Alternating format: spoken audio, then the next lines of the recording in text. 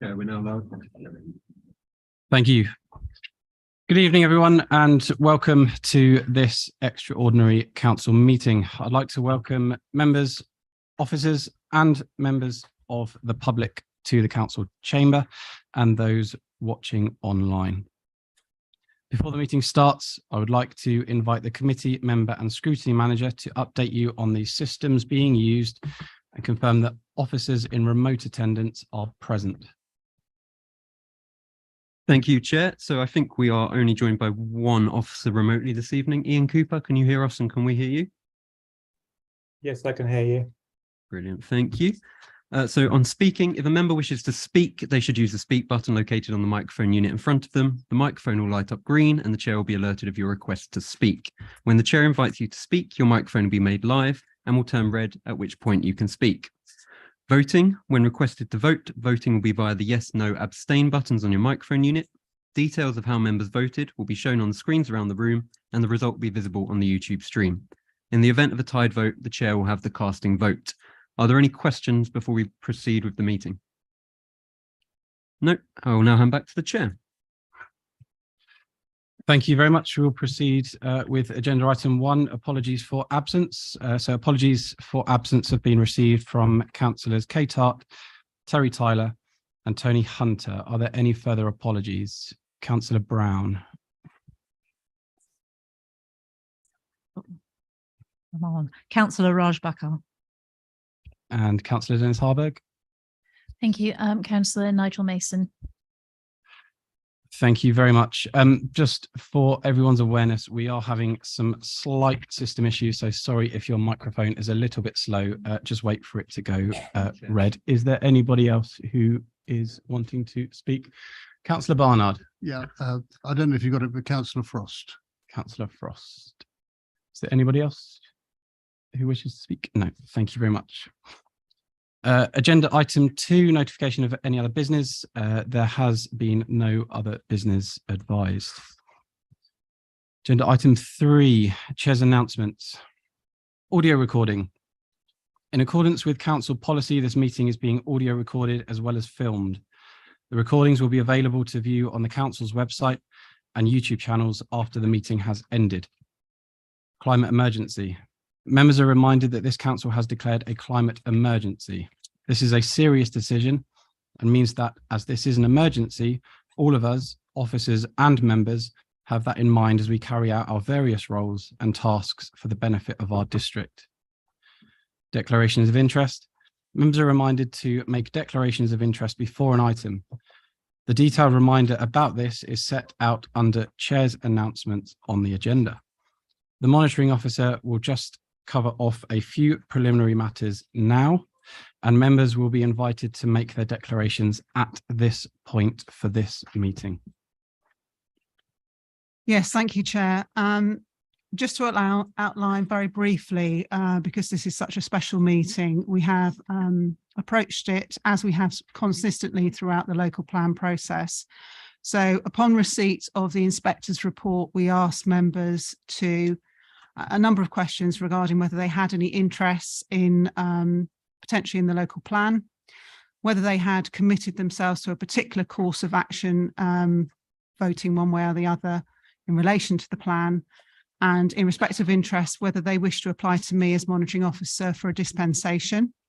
So based on the information that was received, there are a number of members who have applied for dispensations, either to attend or to vote and participate tonight.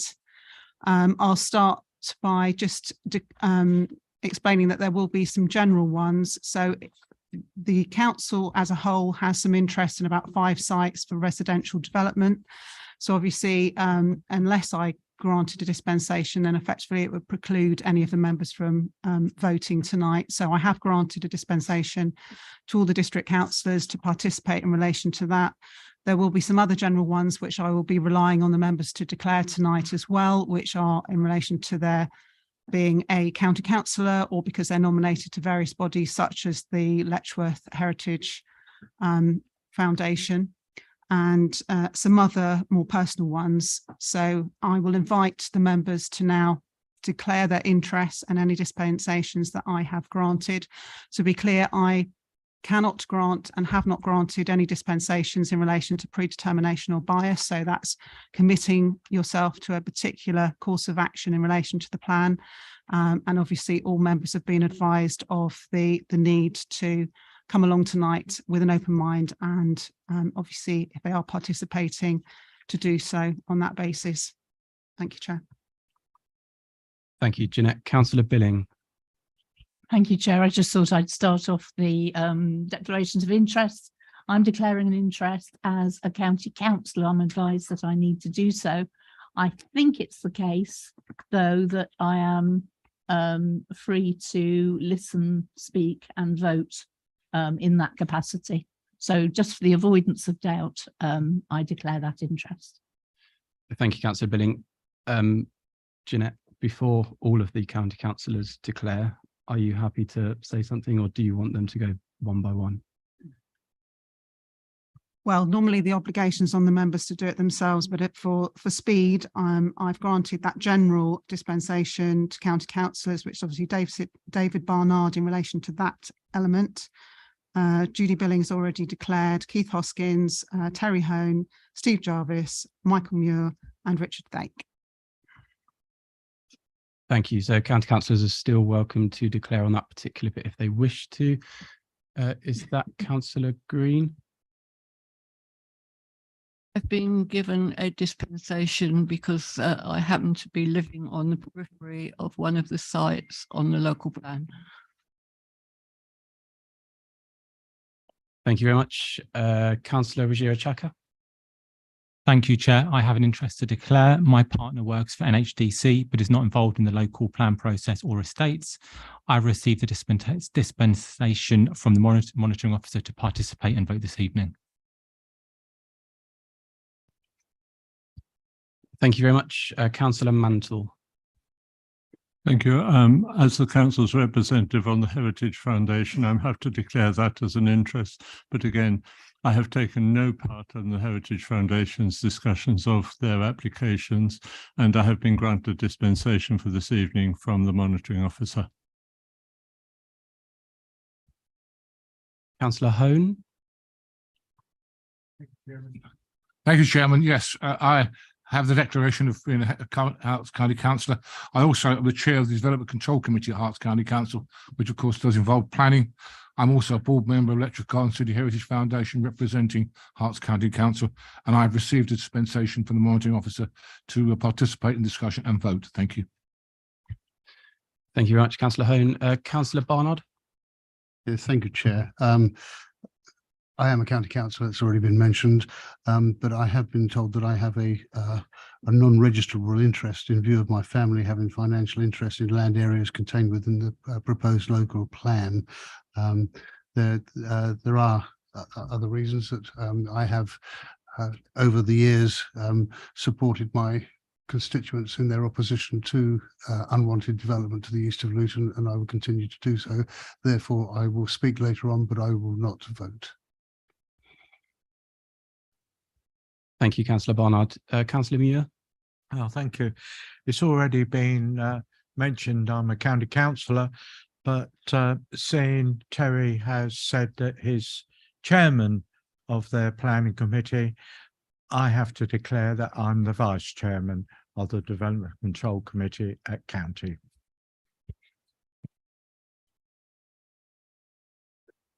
Thank you very much, Councillor Muir. Councillor Billing. Is that your hand still up or no? No. No. Okay. Councillor Thake. Thank you very much, Chairman. Yes, I'm county councillor and I have a dispensation for that. But I have a question, actually. I find myself in some difficulty in as much as I fail really to comprehend the rationale behind these dispensations. I thought we were dealing with a piece of legislative procedure here rather than a planning application per se. And if it is legislative, then everyone is entitled to take their position and have their say.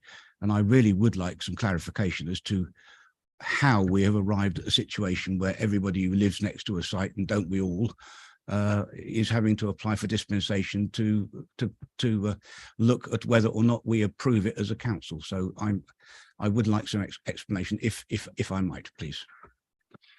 Thank you, Councillor Thake. My understanding is that it is down to the individual members to declare their interest, but I'll pass that on to Jeanette to give the legal answer. Yes, it's consistent with the approach that we've adopted. It's not every single member who's obviously living, every single member probably does reside or have land within the area, specifically those that are affected or are parts of an organisation which has an interest in a particular site. There is obviously the requirements where it is your own land or property under the Localism Act. It's a disclosable pecuniary interest. If you participated where you have such an interest, you would potentially be committing a criminal offence.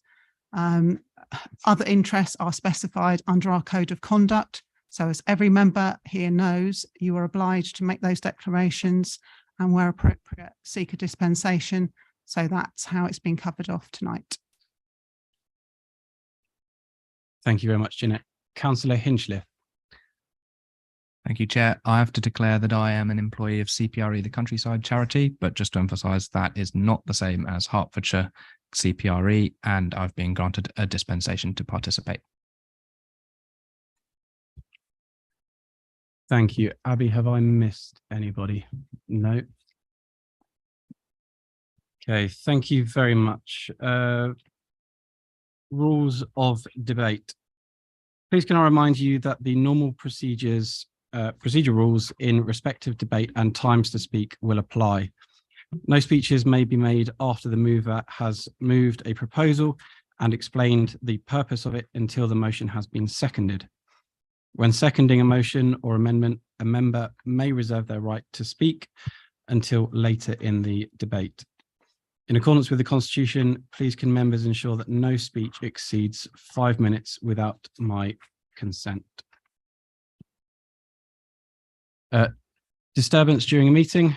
I hope that this announcement will not be necessary. However, in the event of any disturbance during the meeting, I will provide the person concerned with a warning. If the disturbance continues, I will order the removal of that person.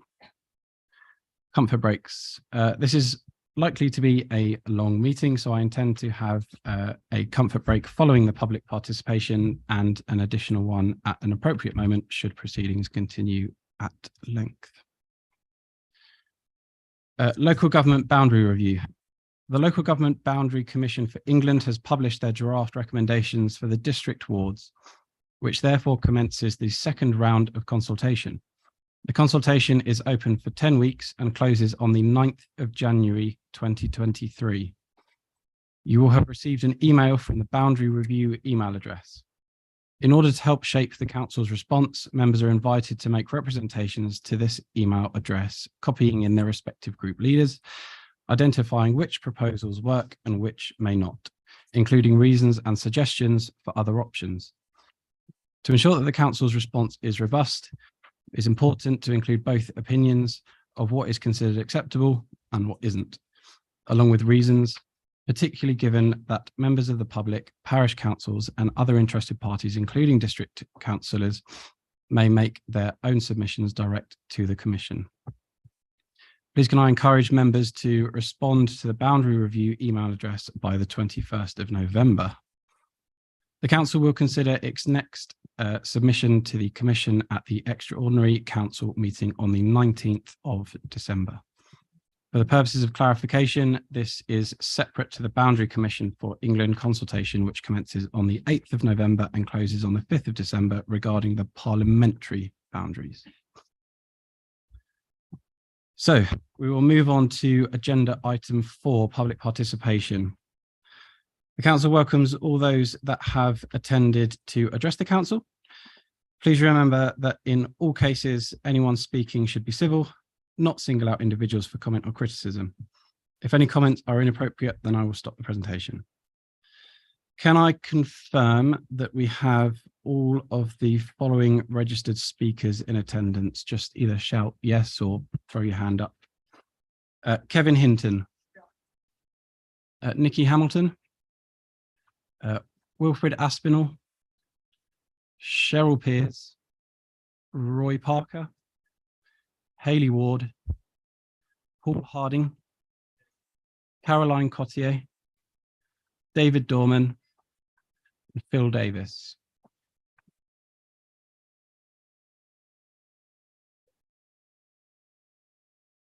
To clarify the process, you are each allocated a maximum of 5 minutes to provide a verbal presentation to the members of the council. A warning will be provided when you have 1 minute remaining. Following each of the speeches, there will be an opportunity for members to ask points of clarification of the speakers. The way that I will manage this is that Kevin, you will speak first. Once you have spoken and answered any points of clarification, I will then call upon the next person to get ready to speak, and the person afterwards to come and swap places with you, and so forth and so on until we get to the end. So without further ado, Kevin, can we please hear your contribution? You have 5 minutes. My name's Kevin Hinton and I'm representing the Norton Action Group. Norton Action Group has in excess of 800 supporters across the county over quite a wide geographic area. And amongst many concerns are the safety of residents, amenities, and the preservation of the historic Croft Lane, which resides in the conservation area of Letchworth and is the only lane left in the city. Additionally, many of the 15 or so listed and historic houses on the lane date back to the founding of this city. The provision of houses within the city is not an issue for Norton Action Group. However, the accuracy and judgment embedded in the inspector's report regarding the LG10 development, which exits onto Croft Lane, is an issue. Plus, the lack of recognition of the special and historic nature of the conservation area. It begs the question of the inspector's reliance on HCC information. Who own LG10? Is the information provided by HCC biased, convenient, which leading to questionable judgments by the inspector? The inspector agrees with the Highway Authority that the development is not deemed to increase traffic and movements significantly, thus create a danger to local residents, particularly at school times. I find that nonsense. Please refer to the photos already emailed to you today, which illustrate the clear and present danger. Additionally, it is stated local drivers are aware of the danger. The additional movements on the lane less than 4 meters wide with no footpaths would be significant. There is a large percentage increase of non-local traffic due to the growth of home delivery, a trend killing local shops, including the local Norton General Store and Post Office. School children do not have driver's sensitivity. And this is ignored by the inspector. Please again refer to the photos submitted that illustrate the reality of travelling amongst the shared surfaces on the lane. The inspector recognises the need for sympathetic development in the conservation area, but ignores LG10's exit entrance adjacent to and opposite to 3 historic houses with no foundations, including one of the founding architect of the city. The amenity, ambience and nature of the lane would be altered completely, and restricted turning space cause damage to the adjacent trees. NAG has consulted with King's Council on these issues. Thus, Judge, there is substance to our views that this gathering of councillors should consider. Thank you for your attention. Thank you very much, Kevin Hinton. Are there any points of clarification from members? Abby, I'll lean on you. No. So thank you very much. If you could resume your seat at the back of the room, and can I call upon Wilfred Aspinall to come to the front and get ready after Nikki Hamilton has spoken.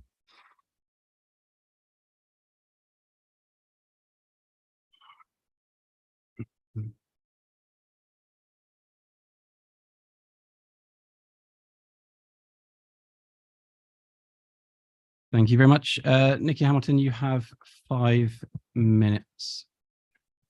Yes, thanks for listening to me. I'm speaking on behalf of a lot of residents in North Herts. This plan is going against the government's own policy of brownfield first. 84% of the sites are on Greenbelt, important protected countryside that will be gone forever. The PI highlighted in his report how some of the sites would impact significantly on the Greenbelt. The council may think you can pick it up and stick it in the middle of nowhere, but it's there for a reason, including the physical and mental well-being of those already living within North Herts. By removing valuable countryside, particularly that making a significant contribution, is going against NHDC's own objectives, such as Section 8, promoting healthy communities. Greenbelt constitutes an important recreational resource within reach of our urban areas. It is supposed to be consistent protection of land accessible to residents. By removing further Greenbelt contravenes this objective, particularly where countryside has already been lost, such as the case with Great Ashby. By concreting over Greenbelt currently surrounding our areas, you're forcing people to use vehicles, which then goes against the very mobility programme that you are supporting. It's not as though walkers are able to strap their dogs on the back of their cycles, and you're also penalising those who cannot afford to drive that did use the open space previously. Adding housing to the outskirts of all our current towns and communities also impacts on already weakened infrastructure. The planning inspector highlighted the impact on our roads and noted the issues we're already having to deal with in some areas in North Herts, such as the A1M. Some of these sites would need numerous things to be implemented before development could go ahead, which could be years away. Residents are struggling to get jobs locally and get doctor's appointments. In regards to GP surgeries, the mention of flexibility being needed is stated by the inspector, suggesting there is no guarantee of new surgeries, resulting in even more issues for those already living here. There is also question marks over education, secondary schools now being built by private consortiums and the funding for these having to be acquired from government. In the current scheme of things, this seems highly unlikely. A new garden city would have alleviated all of these issues and more. And unlike other LPAs such as Decorum, many of us didn't even get a choice of how we would prefer this new housing. In fact, to this day, many residents are still totally unaware, as the process wasn't accessible for all, which is rather unfair. On top of this is the climate issue, with many councillors voting previously to declare a climate emergency in North Herts, and the issue regarding our biodiversity, already seriously in decline. Some of these sites will decimate our wildlife. Residents in certain areas have already seen the consequences of building on or next to wildlife habitat.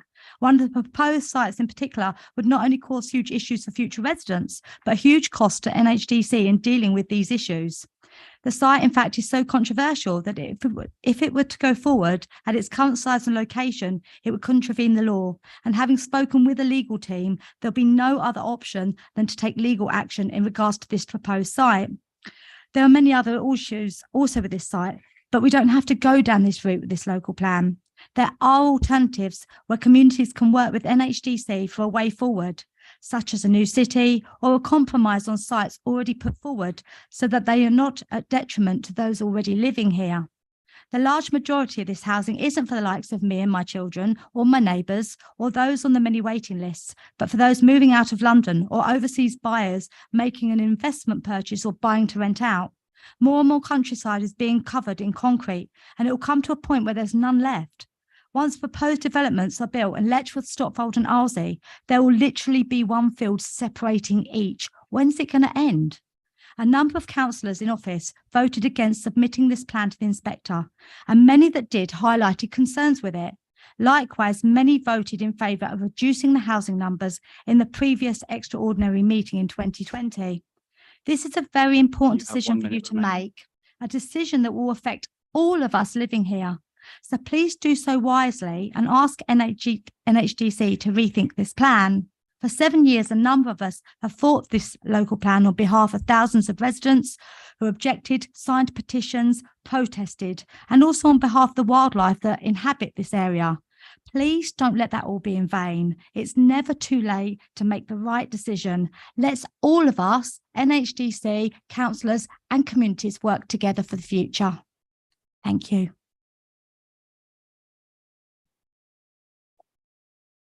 Thank you very much, Nikki Hamilton. Are there any points of clarification from members? Abby? No. So thank you very much, Nikki. If I could ask Cheryl Peers, please, to come to the front and to take your seat.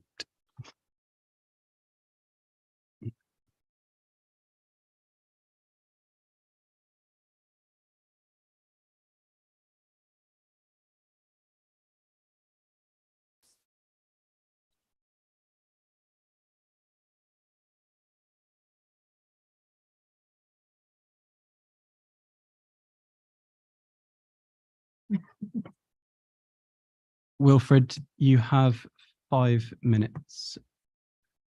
Thank you, Chairman. I must say that it's an important evening, so I thought I'd better put a suit on just in case you get the champagne out after you've voted in favour of this local plan. So thank you for giving me the opportunity to make this intervention. We need, in my view, to adopt a climate of growth in North Hertfordshire to encourage the small builder, the self-builder and the customs builder. We need to encourage home ownership. I believe I have been involved in the inspectors' hearings for the last 5 years, and I've said a lot during those interventions, and I'm not going to repeat them here tonight. The draft local plan has many modifications, which I assume the council will adopt. It is not addressing the question of growth in population that could be gained and encouraging inward investment to make our area more prosperous. We are, however, where we are. The purpose of my intervention is not to add more misery to the creation of this local plan in North Hertfordshire. An adopted local plan is required, but there are a few issues that need to be raised in full council. The plan is not perfect, as was stated, I understand, at the last cabinet meeting. Some further aspirational objectives can, however, evolve during learning from the last 5 to 7 years experience when developing the revised plan. The development of this local plan and the new revised local plan is an important strategic policy that affects a lot of people. I must say, Chairman, I have no enthusiasm for delegating all strategic policy decisions, because this is a strategic policy decision, to a single council officer and a senior executive portfolio member of the council for the adoption of the modifications proposed and for the development of the new revised local plan starting in 2023. No mention of oversight by councillors sitting in full council. Therefore, no democratic oversight and accountability by the electorate or in the area. I wish to concentrate now on the last amendment or modification, IMR2, in the local plan. So on page 120, I hope everybody's read the local plan draft and the inspector's report. The modified local plan calls for a review of the plan by undertaking a revised proposal which needs to be adopted under the latest version of the NPPF and completed in accordance with that document within 30 months. This will in effect be a new plan. This will require action to be undertaken in 23 and completed in the second quarter of 25. A call for sites and a new analysis of building needs, a revision of the potential population. I hope a more dynamic approach to initiating growth and prosperity in the area, especially inward investment. Remember, you're in competition with other councils. Serious consultation with the residents of North Hertfordshire and other interested parties. Following this process, I can well see and would support the idea that the local plan is extended to 2041 in an attempt to bring North Hertfordshire plan in line with neighbouring county and borough councils. NHDC will in future undertake a serious review of the local plan every 5 years, which some of us have been shouting for the past 5 years. The council will take note of all the inspector's report and implement his comments. I encourage every district council to read that report. The council should investigate participation in the investment zone project to facilitate a strategy of inward investment, high employment and prosperity Thank for you, the Will. people Can you bring living your and comments to working a here close, please? in the area. I just want to say one final thing. Building houses, of course, some people don't like the idea of building houses anywhere, but if you build houses, it creates prosperity.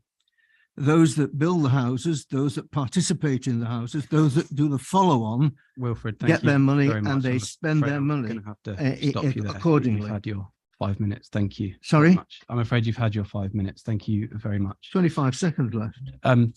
Are there any other?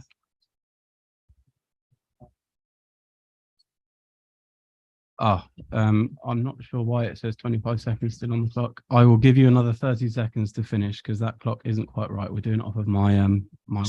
So Chairman, the point is this, that if you build houses, for a start, the council gets more money from the council rates, and that helps because you're going to get your council precept cut down in the next few years, and that would be to your advantage. In addition, the retailers get the money that people are earning in the building of houses. The money spins round. It doesn't just sit under the mattress. It moves on. And that's what you've got to take on board by the provision of building more houses in this area to make it growth and prosperous. And everybody then can be a very happy people here in North Herts. And a lot of them are not. Thank you very much, Wilfred, and sorry for the confusion over the timing. Are there any points of clarification from members? Abby? No. Thank you very much. Can I call upon Roy Parker, please, to come and take his seat?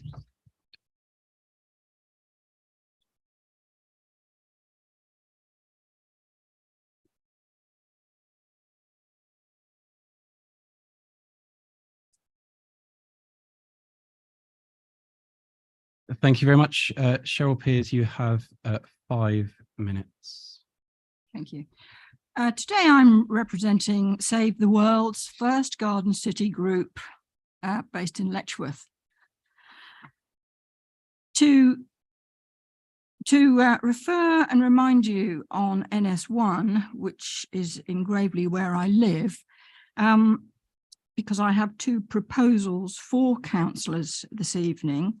NS1, to remind you, together with Stevenage Borough Council site HO3, 800 homes, which NS1 directly abuts, enables a new housing estate of 1,700 homes, destroying the rural character of the village of Gravely and threatening traffic chaos in the High Street through to the A1M Junction 8. The inspector of the local plan, while delivering a green light in principle to the development, has modified the housing figures to be delivered by the end of the planning period in 2031. I can quote the modification, and that's specific to NS1, and that's found in Appendix Main Modifications, pages 14 to 15, Policy SP8 Housing over the period 2011 to 2031. So 14,000 houses was deleted, giving you 11,600 net new homes for North Hertfordshire's own needs. NS1 therefore ended up with 775 homes by 2031. The other point is that in the case of LG1, the inspector's reduction on the housing figures for LG1 in Letchworth is from 900 down to 600, which is a 33% drop. Now, my proposals to councillors this evening on NS1 that I've just mentioned are that the reduced development should provide green belts adjacent to the villages affected, i.e. Gravely. The development would thus be a community in itself rather than part of a continual sprawl, which is well known to be poor planning. So far as LG1 is concerned, the reduced LG1 the proposal is to councillors this evening that a green belt should be provided between it and the Grange estate, while having its sole access, except perhaps for emergency vehicles, onto Norton Road. Having such green belt would obviously be in accordance with Garden City principles, whilst avoiding access via the Grange would be in accordance with the existing Garden City principle of not having a new estate accessed through an existing one. Again, the development would be a community in itself. So that's providing in NS1 a buffer zone between the estate and the village. Such a buffer zone may well be temporary, as it could be infilled as part of the 2031-51 local plan, which may well recommend restoring the 775 figure to the original 900, but to give the village 9 years grace before this happens seems logical, desirable, and fair. I would also mention that by the end of 2023, you could find that the ONS will have projected yet another fall in future household formation, with potential for reopening the whole issue of the appropriateness of the figures comprising the OAN. In other words, the reality gap could be even wider than now. If this prompts a reassessment, a buffer zone between Gravely and NS1 could become permanent. You have 1 minute remaining. Thank you. That's all I have to say. That's all you had to say. Yeah. Thank you very much. Any points of clarification from members? No.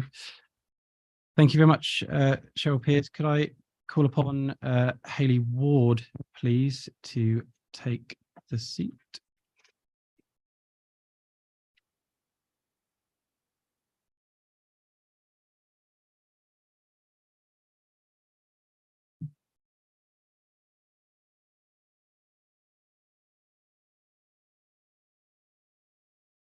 Thank you very much. Roy Parker, you have 5 minutes. Right, my name is Roy Parker and I live in Cockerdoe. I'm against the east of Luton development included within North Herts local plan under the duty to cooperate with Luton Borough Council and believe it now to be completely unnecessary. In summary, Luton adopted its local plan on the 7th of November 2017 based on figures at 31st of March 2016, some 6.5 years ago. Luton's plan recorded a housing need of 17,800 and capacity to build only 8,500 dwellings within the borough, resulting in an unmet need of 9,300. This 9,300 was allocated as 7,350 for central beds and 1,950 to North Herts. Luton's inspector required them to commit to a full review of their local plan under policy LLP 40 and it to be commenced before the end of 2019 and completed by mid-2021 for public examination. This requirement featured 13 times in his final report. Luton has failed to do this and stated to me just in the last couple of weeks that the earliest they would do that would be next year. A lot has gone on since 31st March 2016, and this is detailed in the examination documents. I refer you to ED 240, accepted by the inspector, showing the position up to 28th of February this year. At this point, Luton's housing need had reduced from 17,800 to 16,700, and their fully referenced and identified increase in house building capacity had increased from 8,500 to 15,038.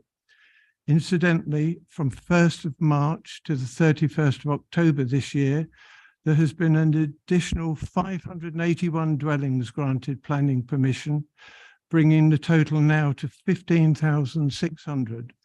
Consequently, Luton's unmet needs have reduced to 1,100. Luton's position in this case, as previously stated, they failed to do their local plan review. This failure is now illegal.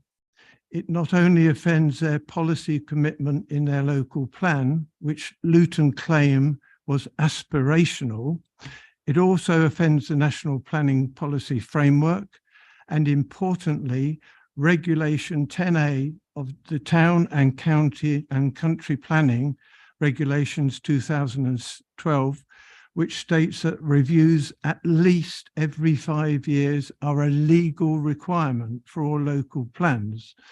The 5 years expired yesterday on the 7th of November 2022, and we know a review is nowhere near ready, if even started. In conclusion, the decision to release valuable greenbelt land to allow the east of Luton development should only be made if up-to-date evidence shows that Luton's unmet needs requires NHDC's help. You surely cannot justify a decision while Luton is acting outside the law.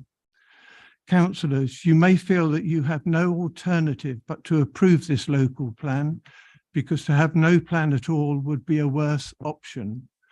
But there is another way, substantially on the basis of the suggestion of the inspector on the 9th of July 2019. You have 1 minute remaining. I suggest that if councillors are inclined to approve the local plan, they say to NHDC that their approval is conditional on NHDC committing not to approve the East of Luton development until Luton has completed their overdue review of its local plan as required by their adopted policy and legally required by the Town and Country Planning Regulations.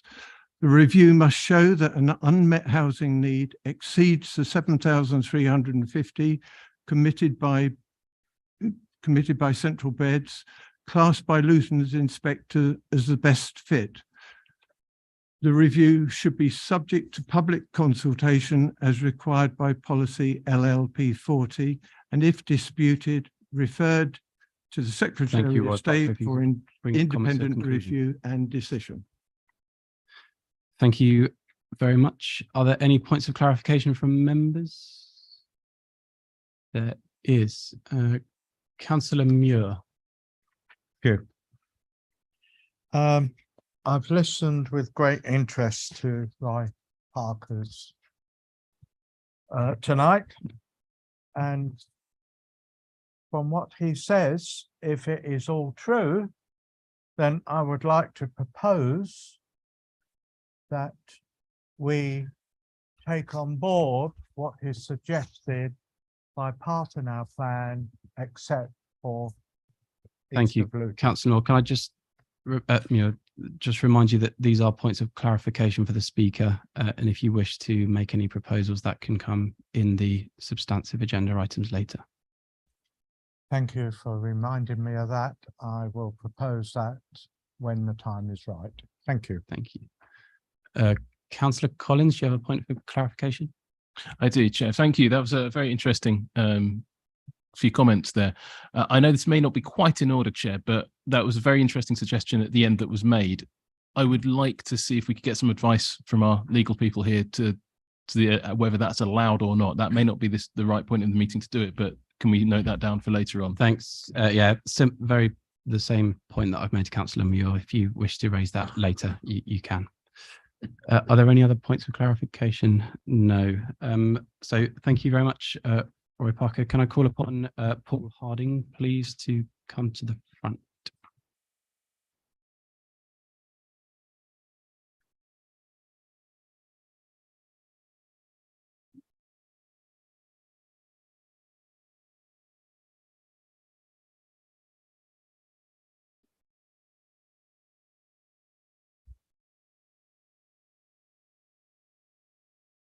Thank you. Hayley Ward, you have 5 minutes. Thank you, Mr. Chairman. Save Our Greenbelt seeks to protect the valuable greenbelt in North Hertfordshire for future generations and for the physical and mental health of its residents.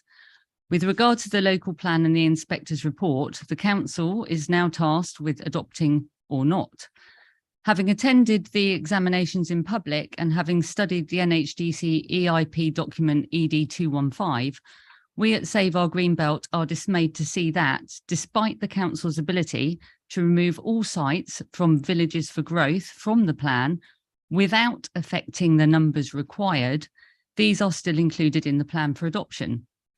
My question is why? And I urge you to consider removing these sites from the plan as they are unsustainable for a variety of reasons. Number one, Greenbelt surrounding these villages support the very purposes that Greenbelt was designated in these areas in the first place, to prevent coalescence with our towns and to retain the character of the district, to maintain it as a good place to live, as set out by Councillor David Levitt in the introduction to the local plan, and the section 1.1 states, planning is about making important decisions affecting the environment and character of our towns, villages and countryside, and ensuring that development happens in the right place at the right time. The loss of Greenbelt, set against a background of climate emergency declared by this council, is environmental vandalism. Concreting over these green spaces will exacerbate the climate changes we are already experiencing, with long, very hot, dry summers and exceptional rainfall in autumn and winter. The COVID pandemic demonstrated how vital green spaces are to human health, both physical and mental. If we'd lived in a concrete jungle with no space to breathe, the adverse effects of the lockdowns would have been multiplied. This creates an additional burden for the NHS, and removing our green lungs will increase instances and severity of respiratory disease, as proven by the World Health Organization and Public Health England. I urge you to seek out their reports. I don't have time in the 5 minutes I have tonight to share the detail. The impacts of climate change are already being felt in the district. It seems there is no effective mitigation for flooding. Just this weekend, many roads in Letchworth, immediately adjacent to this very building, were flooded. I have dashcam evidence if you require it. On the 3rd of November last week, the road under the railway bridge at Nebworth flooded, effectively cutting the train station off from the main village. Even those who wanted to walk to the station had to turn back and get their cars to drive through it. So what's being done about this, and how much worse is that situation going to get when we've built on more fields? Current traffic congestion in the district is already unacceptable. Infrastructure planning needs to be organised and built first, not after the houses are built. The plan to reduce the use of private cars relies on persuading individuals, residents, to cycle or walk instead of using their cars. Whilst this is a noble ambition, it is not practical and unlikely to be successful. Out of everybody here tonight, who walked or cycled? Show of hands. You got the train. Well, very well done. Some of us can't do that from where we live, but well done. Interesting result. Increased volumes of traffic from these sites and the loss of greenbelt land and the associated plants and trees to absorb pollution will lead to very poor air quality and increased instances of child asthma and other life-limiting and life-shortening respiratory illnesses. Is that the legacy you want to leave your grandchildren? The Wymedley Parish Neighbourhood Plan Committee undertook extensive and comprehensive air quality testing for 12 months in conjunction with Friends of the Earth, using the same laboratory and test conditions as NHDC do at their official air quality monitoring stations. They found air pollutants in these locations to be in excess of the legal limit set by the World Health Organization. The Parish Council did ask NHDC to continue to monitor the air quality, but this request has not yet been acted upon. The local plan and examination have ignored the Wymedley Neighbourhood Plan. This was submitted in May 2016, some months before the draft local plan was finalised. The neighbourhood plan was adopted by NHDC prior to the local plan examination and therefore should have been considered in the examination.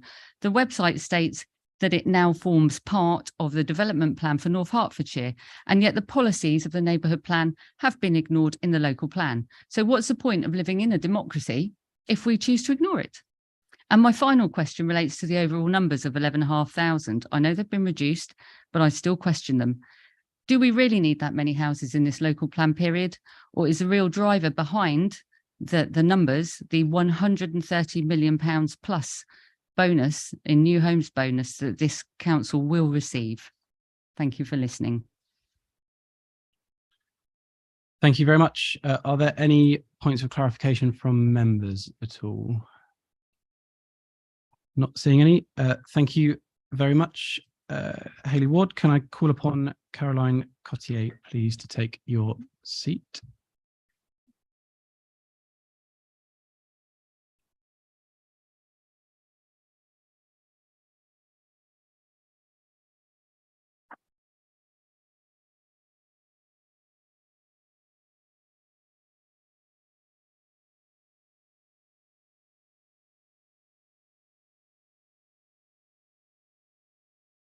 Thank you. Paul Harding, you have 5 minutes. Thank you. Good evening, councillors. I'm from Wymondley Parish Council. Our parish sits at the very centre of the key towns of Stevenage, Hitchin and Letchworth, and the green belt between our parish and the towns has been a key factor in North Herts being able to retain a rural environment. I'm here to speak today on the dangers of the rollback of the green belt around the growth villages and the genuine fear that our residents have of living in increasingly walled-in Wymondley. The green belt, as we know, is designed to prevent urban sprawl, protect the countryside and rural life, and to stop towns merging into larger conurbations. And that's exactly what the green belt has done successfully for the past 70 years. The National Planning Policy Framework demands that there has to be exceptional circumstances before green belt boundaries can be changed. So the question that has to be answered tonight is, do exceptional circumstances exist? The inspector confirmed a housing target down from the original 14,000 to 11,600, which provided a 13% buffer, which approximates to the growth villages development numbers. The direction of the economy and housing trends will doubtless result in further housing need reduction, which, taken into conjunction with the likelihood of bringing forward Stevenage West, will mean the exceptional circumstances simply do not exist. Once removed, it will be incredibly hard to reinstate the green belt, so unnecessary countryside will be potentially lost to development and the risk of coalescence of the towns will become a reality. The image we are faced with, driven by the prospect in the local plan, is homes from Stevenage to Gravely, the land from Gravely to Wymondley, already at risk for an enormous solar farm, then 300 homes, doubling the size of Little Wymondley, onward to another solar farm between Redcoats and St Hippolytes, and then into Hitchin. Add to that Stevenage West, Ickleford, Nebworth, Codicat, and the nightmare vision of North Herts conurbation stretching from Nebworth to Letchworth, including Stevenage, Hitchin and the Wymondleys, will be complete. The very essence of life in North Herts, with the balance of villages and towns, will be lost forever, with urbanisation, congested roads, flooding, air pollution, lack of adequate infrastructure, such that the essential green lung, so important for individuals and communities' mental and physical well-being, will be obliterated. Turning specifically to Wymondley, we were early creators of a neighbourhood plan submitted to the district in 2016. That involved significant input and representation from local communities, including 92% saying they wanted the green belt to remain unaltered as their main priority. We ask that you respect the democratic wishes of our parish expressed through our neighbourhood plan. WY1 in Little Wymondley is a most inappropriate development site, and our views have been reinforced by your own strategic review, which found fault with the layout, the green spaces, the road structure, ecology, drainage, flood risk, archaeology, facilities, tree removal, listed buildings, and lack of community integration.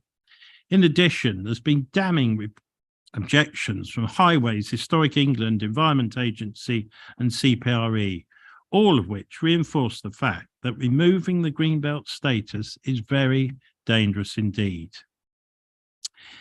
It's clearly been a very fraught and delayed process to get to this point of the local plan. You have 1 minute. And we do understand our district councillors, from our district councillors, that you are all under enormous pressure to give approval to the plan tonight. But please do consider such a delay would not have occurred unless it was flawed, and flawed it is. So our strong plea tonight is that if you are inclined to approve the plan, you do so without the growth villages expansion, as exceptional circumstances clearly do not exist to remove the greenbelt status. Please leave the greenbelt intact and protect the very essence of North Hertfordshire. Thank you. Thank you very much, Paul Harding. Are there any points of clarification from members? No. Thank you. I will now call upon David Dorman, please, to take your seat, and Paul, if you'd like to resume your space back at the back of the room. Thank you.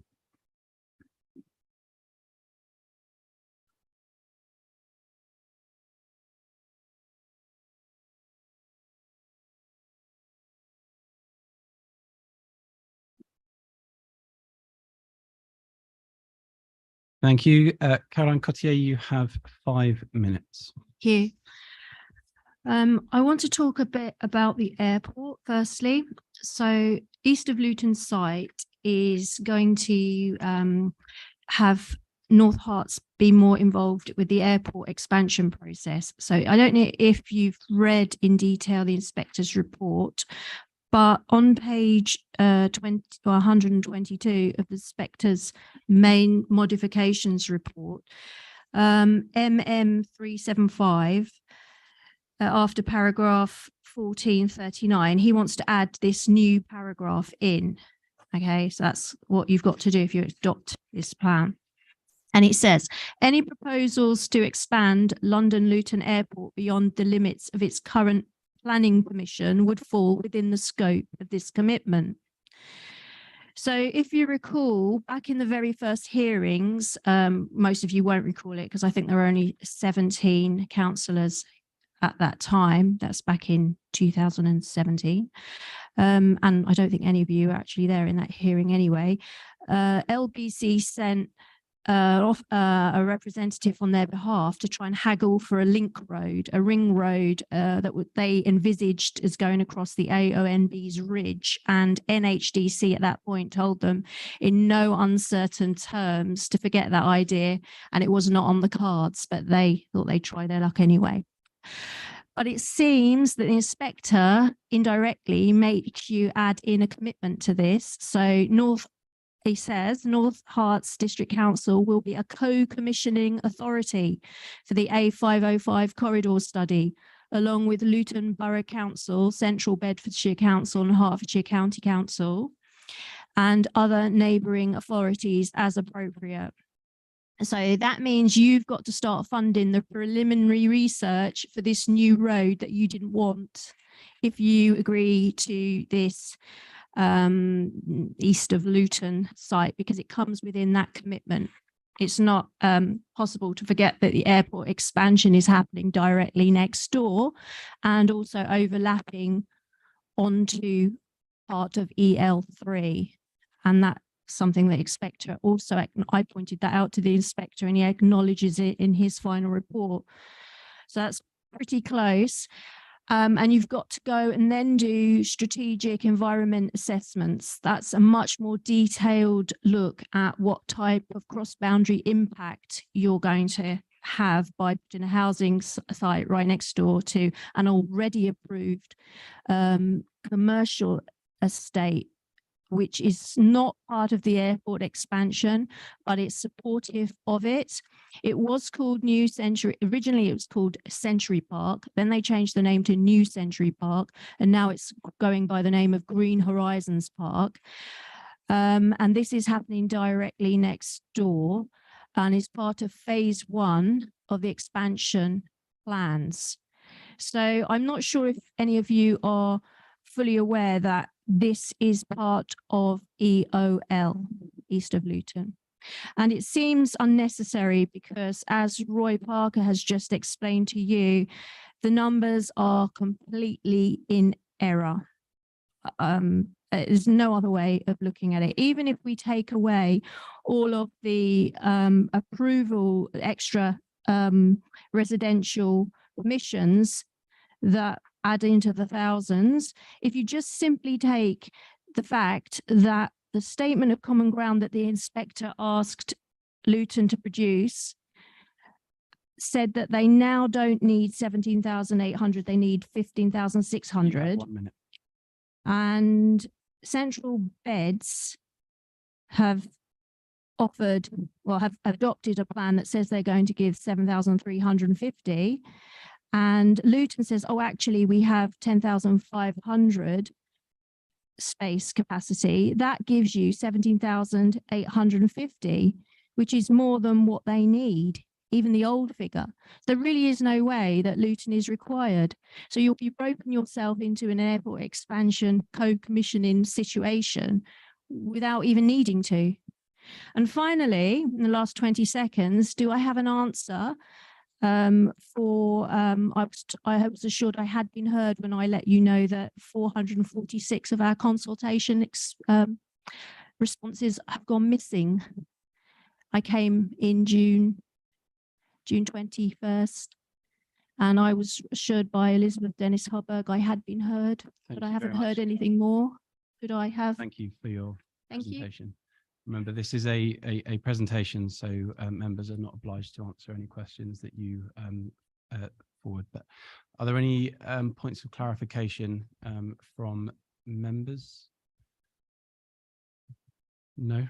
Okay. Thank you very much, Caroline. If you could return to your seat, and if I could call upon Phil Davis to come to the front of the room, please.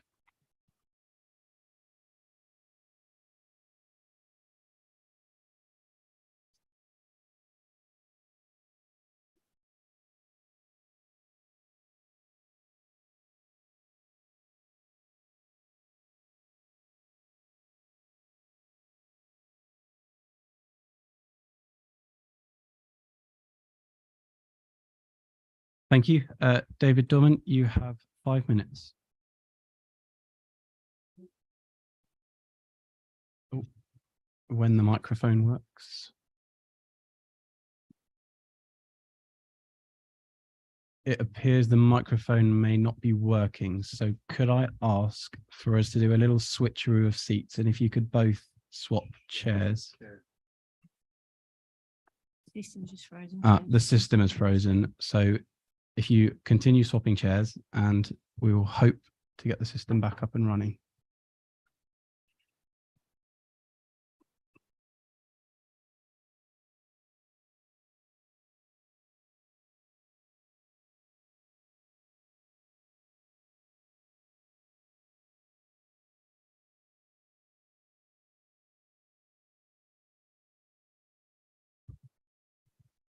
For the benefit of those watching online, unfortunately, we're having a slight systems malfunction, so only my microphone is working, but it appears that it may be working again. 1, 2. Yours working?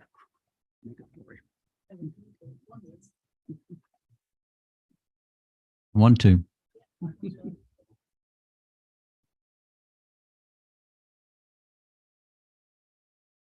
Just to clarify, the left one is working here.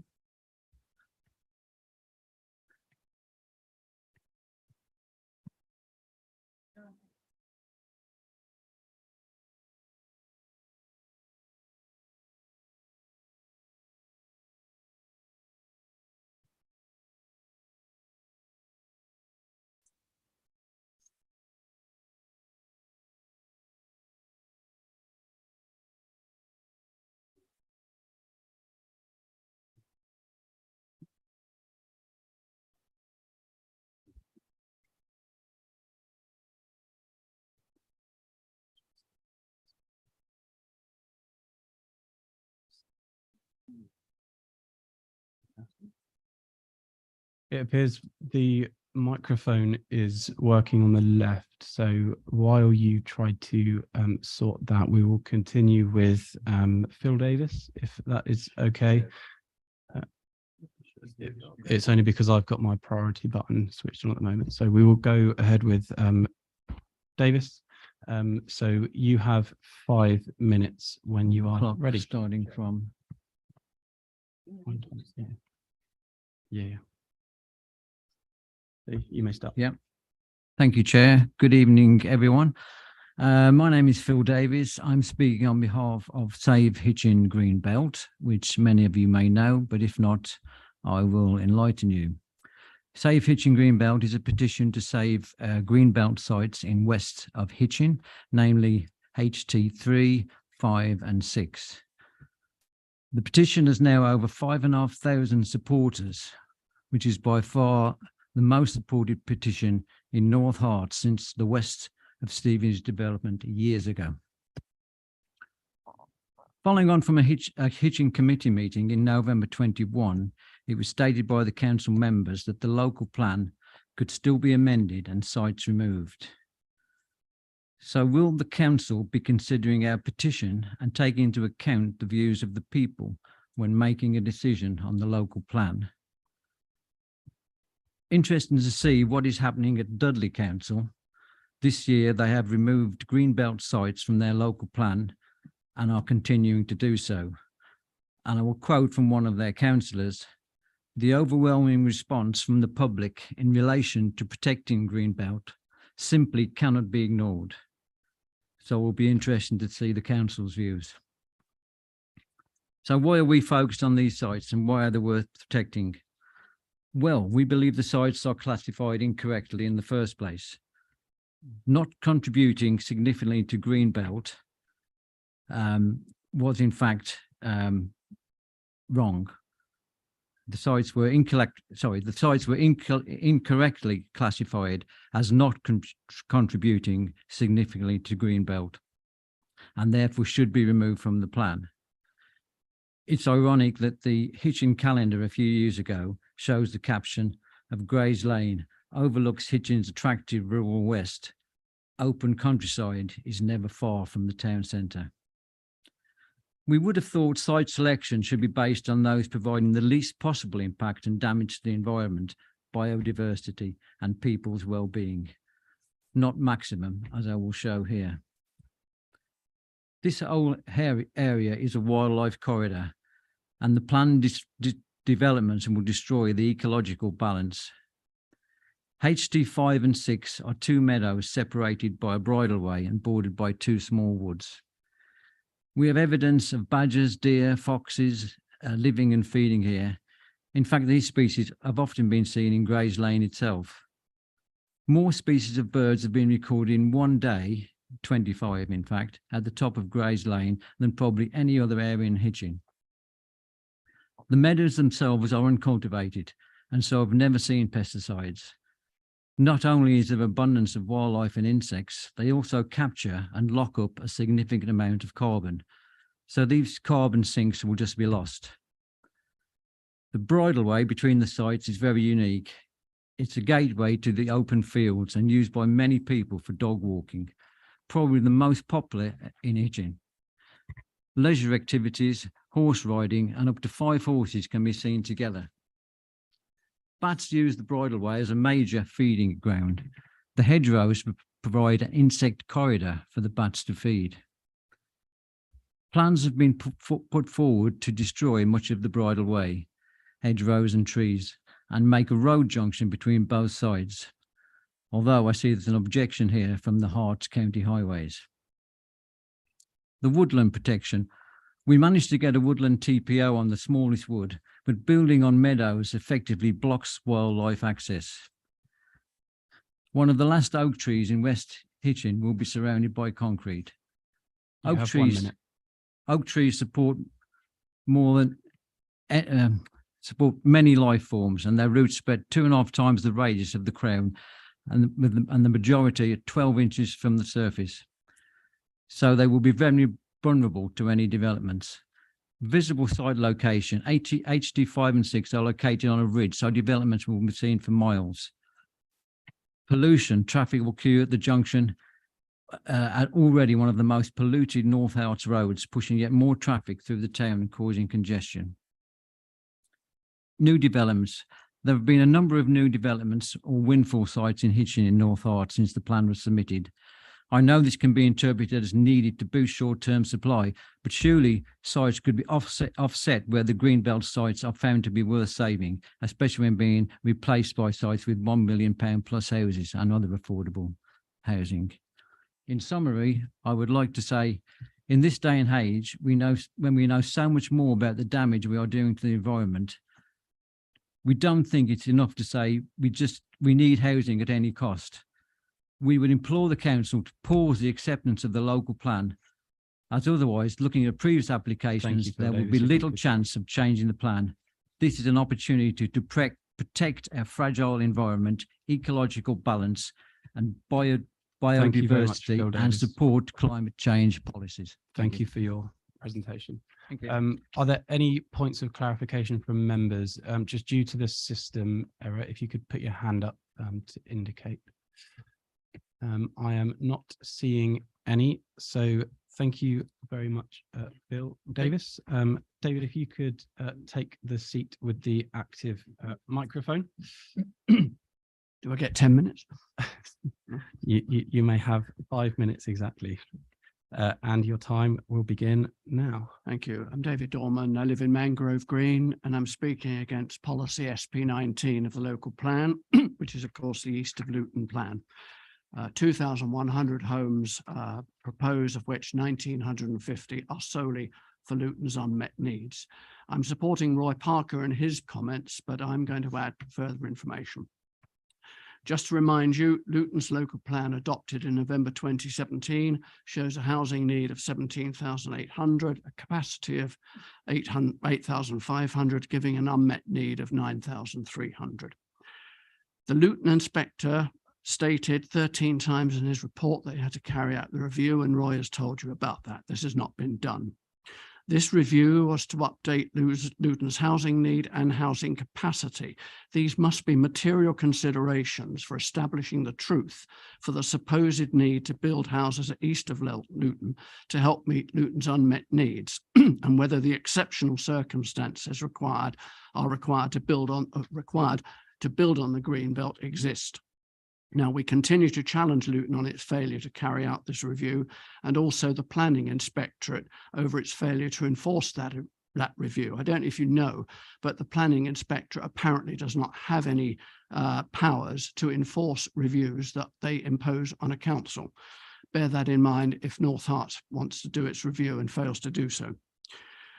The Luton inspector also identified Central Bedfordshire Council as the best fit to meet Luton's unmet needs to the north and northwest of the town. Central Beds has allocated 19 sites for their 7,350 homes identified to meet the bulk of Luton's unmet needs. They are first in line. North Herts is next.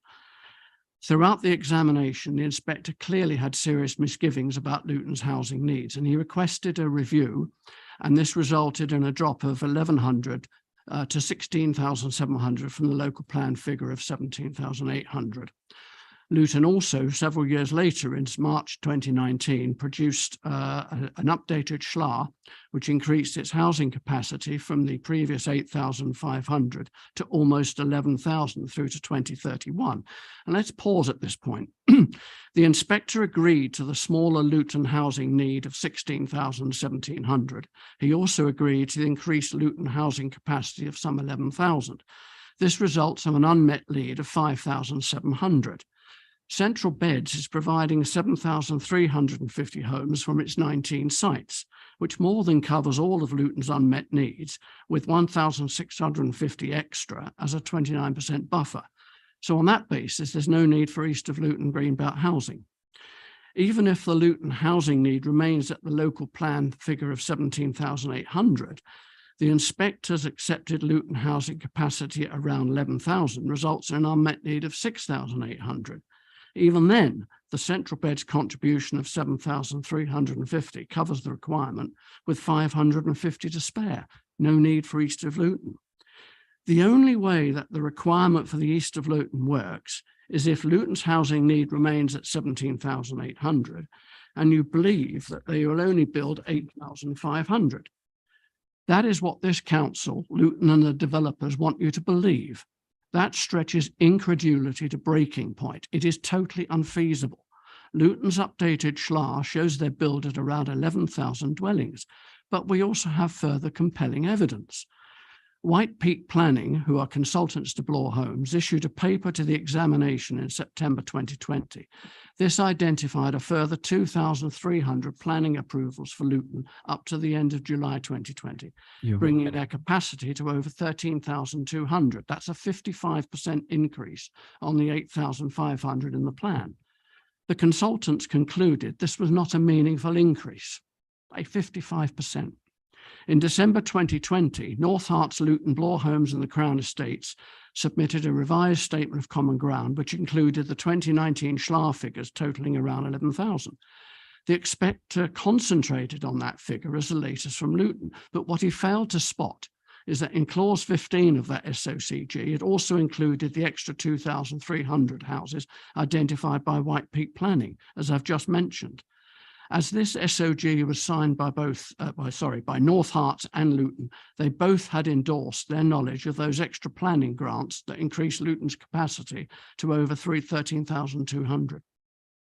Since then, the detailed work we have done to examine every official meeting of Luton's Development If you could Management bring Committee. your comments to a close, Thank you. please. Is it 1 minute? That's time. Oh, so I'm nearly done. Yes, so basically what Roy has said, the figures are now right up to 15,600. Figures have been given to the inspector and they cannot be challenged from Luton as they are from their own records. I support Roy Parker's suggestion that you take this into consideration and only approve SP19 if it shows the unmet need from Luton. Thank you exceeds the very much for your amount. presentation. Thank you. Are there any other points of clarification from members? Again, please indicate with your hands if you do. Okay. So thank you very much, David Dorman. And thank you very much to all of the speakers we've heard tonight. It is clearly an important matter that we are considering tonight, but we do welcome public presentations and questions at all of our council meetings. We are going to take a break now, and due to the concerns with the system, I'm going to make it a 15-minute break so we have the opportunity to fix anything that goes wrong. So please can you make sure that you are back here by 5 minutes past 9 o'clock. Thank you.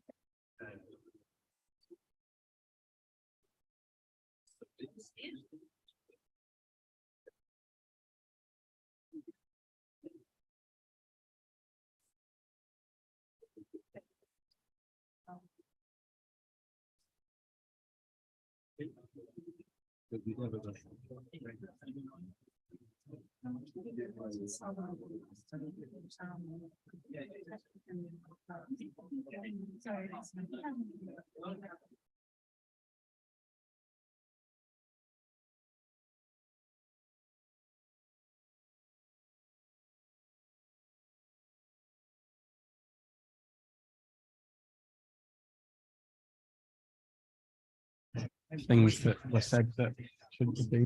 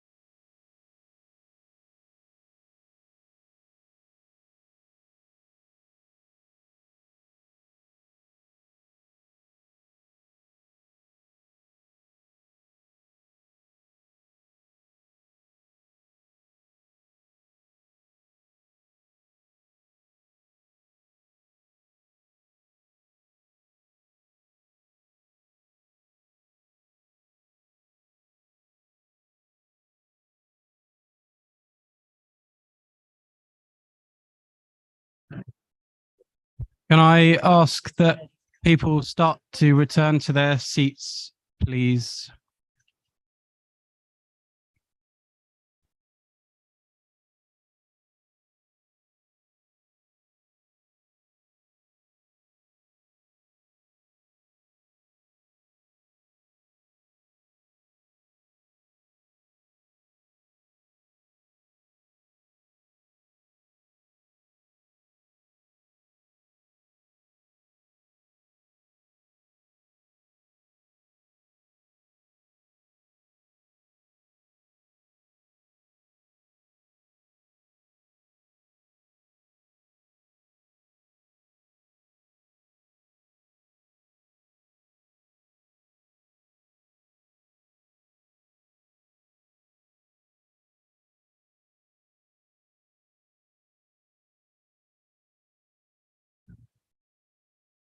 Thank you. Can I ask that any members who are still outside be called into their seats, please?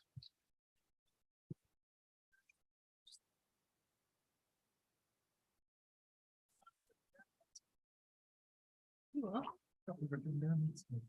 leave it there because I've got my bean.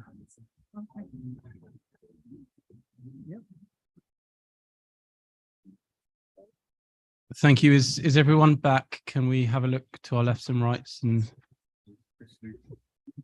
Chris Lucas? There's a couple still not here. Yeah.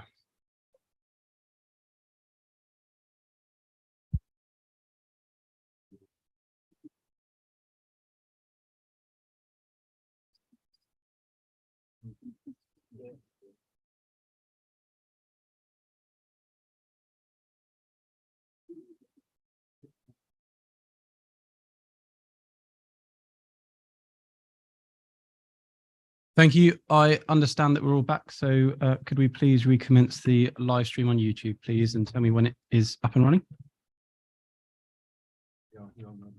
Perfect. Thank you very much.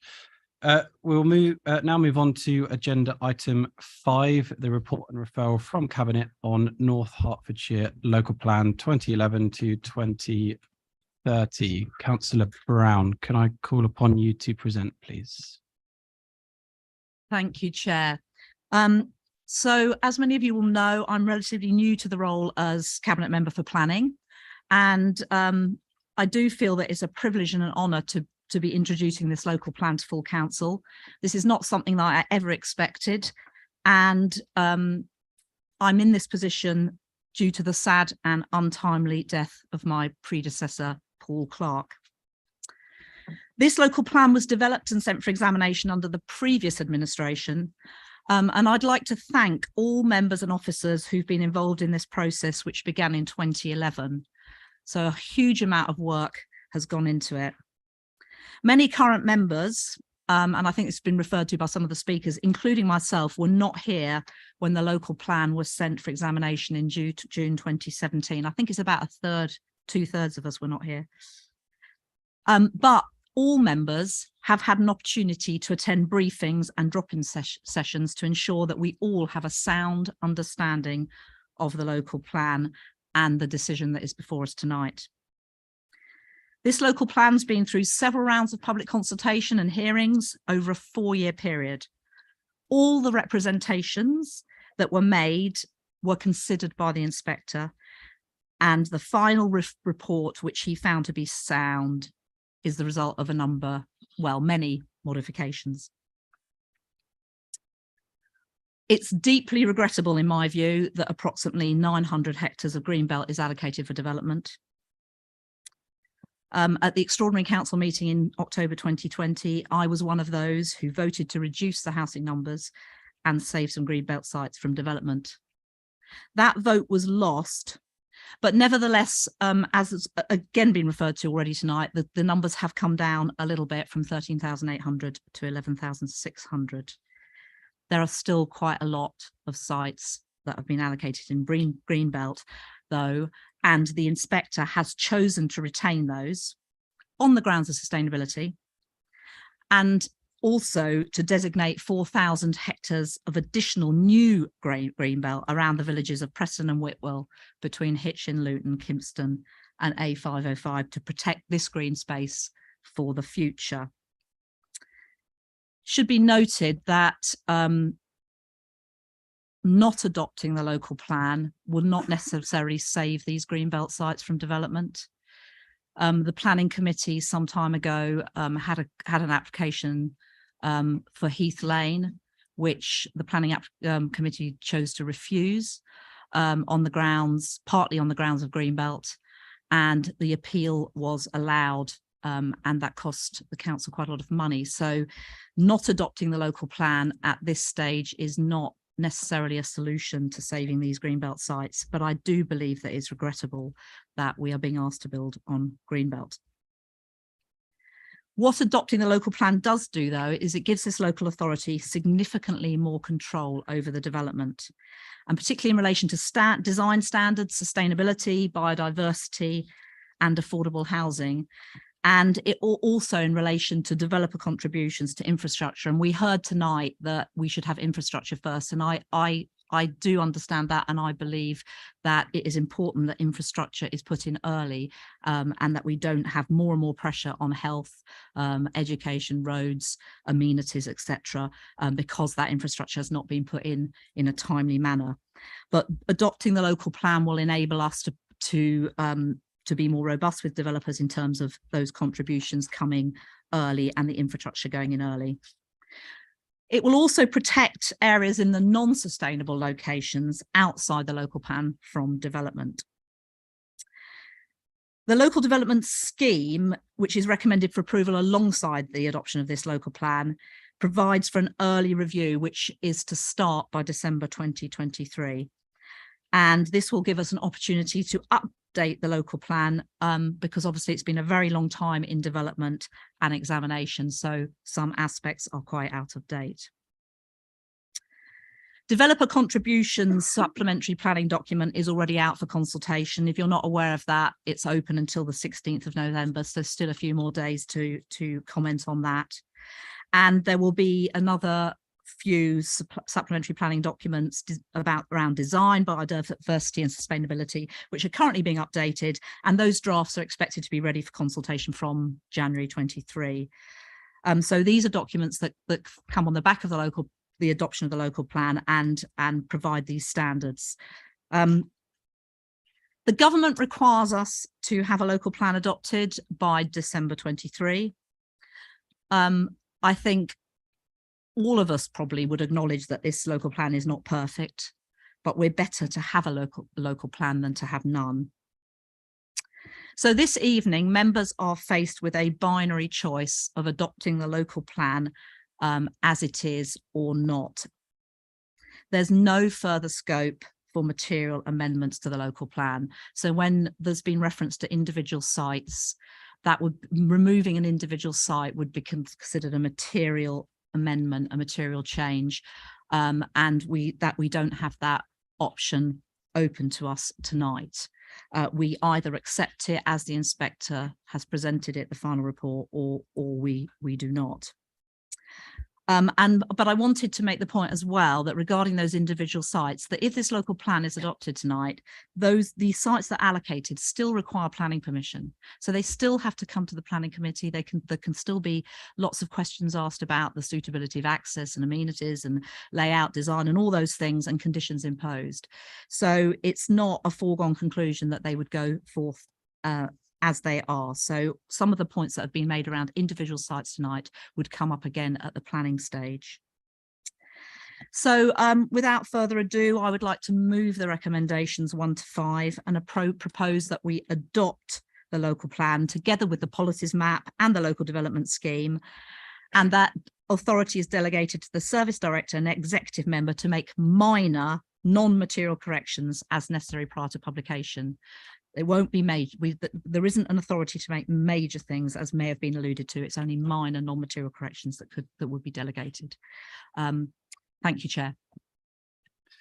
Thank you very much, Councillor Brown. Do I have a seconder? Councillor Mantle.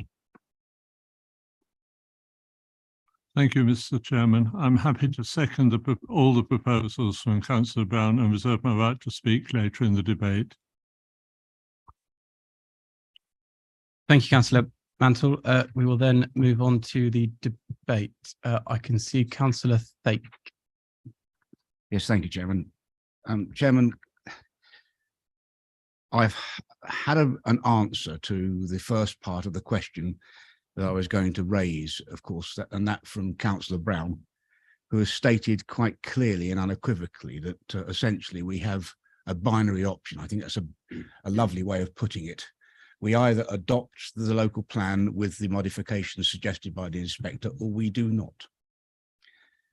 So I move to the second part of my question, Chairman, and would request a description, a translation of what the word review means when applied to local plans. We've heard much tonight about the fact that the inspector is insisting, quite rightly in my view, on an early review, for which I read the word instant. So if this plan is adopted tonight, we are immediately in the situation where we are going to start a review. Does that mean, Chairman, and I ask for legal advice on this, does that mean that the whole of the plan that we would have adopted if we go to that position is back on the table? That the review means that the whole state is unstable again, and that all of those sites which we might have taken out of the Greenbelt could go back into the Greenbelt if need is not proven? A simple question, Chairman, and I would like a straight answer, if I may, please. Thank you, Councillor Thake. You may continue your speech if you wish to, and we can take the question once you've finished, unless that was everything you wanted to. Ending up in another place. So, okay, no problem. If that's the case, then I will accept that question be posed to our legal team. So if they are happy to answer the questions on what the review entails and what that means for the local plan, please.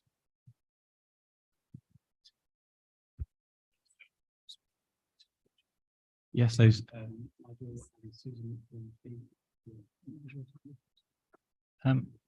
Thank you, Chair, and thank you, Councillor Thake. To confirm that the policy in the plan, as you rightly say, says we'll undertake a review by the end of 2023 at the latest. And the first stage in that review is to look at the plan, should you proceed to adopt it, work through it policy by policy and come to a view as to whether those policies remain up to date. And if we come to the view that those policies are not up to date, then we move into the process of then reviewing the plan itself to look at what needs to be changing. But this plan would still subsist while you went through that process. It would only be once you got to the very end of the process of consultation, examination, or whatever planning system is in place at the time, that you would then adopt a new plan which would supersede this one. So you don't throw the whole plan out this time next year and have nothing while you prepare a new one. This one stays in place.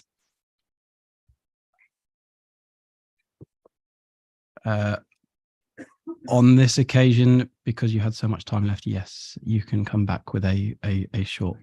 It's not really a supplementary, it's just a question of clarification that I understand clearly what is being said here.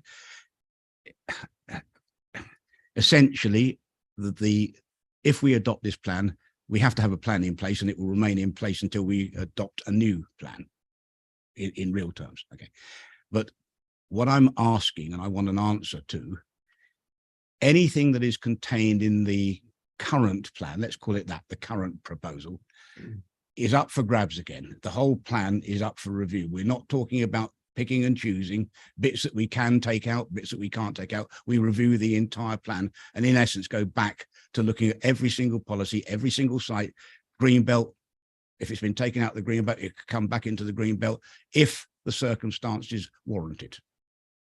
I just need to understand that I understand what has been said to me. Thank you, Councillor Thake. Yes, that is one of the possible outcomes. So if you go through that initial review process, you'll look at the plan you've adopted, and as I say, work through it policy by policy. And I says there's sort of three outcomes. You can go through that process and say, no, our plan remains bang up to date. We don't need to change a thing, and you carry on with the plan. You can say there are certain parts of the plan that are out of date, and we need to update those, and you can take those forward as either a focused review or a partial review, call it what you like. Or you can get the third option, which I think is what you're alluding to, Councillor Thake, which is that you say, actually, so many policies in this plan aren't up to date at the point we do this review, that we do need to go back and look at the whole thing. So looking at housing need and sites and retail and so on. Thank you. I cannot currently see anybody else indicating. So if you would like to speak just due to the system, please raise your hand. Councillor Barnard. Thank you, Chair. Firstly, I'm informed and therefore declare that I have a non-registrable interest in view of my family having financial interests in land areas contained within or adjacent to the proposed local plan. But I have, over many years of this plan's development, unequivocally represented the best interests of my constituents and will continue to strive to do so. In the early stages of the plan, the Office of National Statistics published housing numbers required for NHDC and neighbouring authorities. This was reviewed later and numbers were substantially reduced, as we've heard. It transpires that Luton's unmet need was substantially reduced, along with the fact that many more homes have been built within Luton's boundaries and continue to do so. Central Beds Council has offered more suitable land for development to the north of Luton and around, and in fact, their offer exceeds Luton's unmet need as we stand at the moment. I applaud, last year, the inspector stated that he was uncomfortable with the east of Luton for many reasons and offered the council, under recommendation, I think it was 3 in his letter, to allow North Herts District Council to withdraw the east of Luton proposals. This was declined and affirmed that it wanted no change. The inspector mentions in his final recommendations that the east of Luton proposals are far from ideal. It is therefore unreasonable and unnecessary for the valuable greenbelt land to the east of Luton to be included, and this would not then be in contravention of the Localism Act, which is the duty to cooperate, of course. I expect there to be a challenge to any decision to adopt and will review my position when this might occur. In the meantime, I will reaffirm that I will continue to support my constituents' best interests, but I am advised that I would put the council at risk if I vote either way this evening. If this plan is adopted this evening, I will eagerly await my opportunity to contribute to the required early review. I applaud the factual evidence given by Roy Parker and David Dorman. Luton clearly is acting outside of the law, and there is clear evidence that the east of Luton sites are not required by them. We should adopt his suggestion that if the plan is to be adopted, it should exclude the east of Luton until such times as Luton complies with its obligations and the law, and the true needs of Luton are published.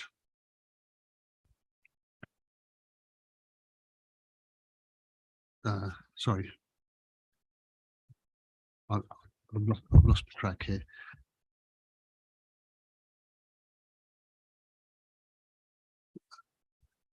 I will reluctantly abstain this evening in view of the need to protect the council and its legal position in the future.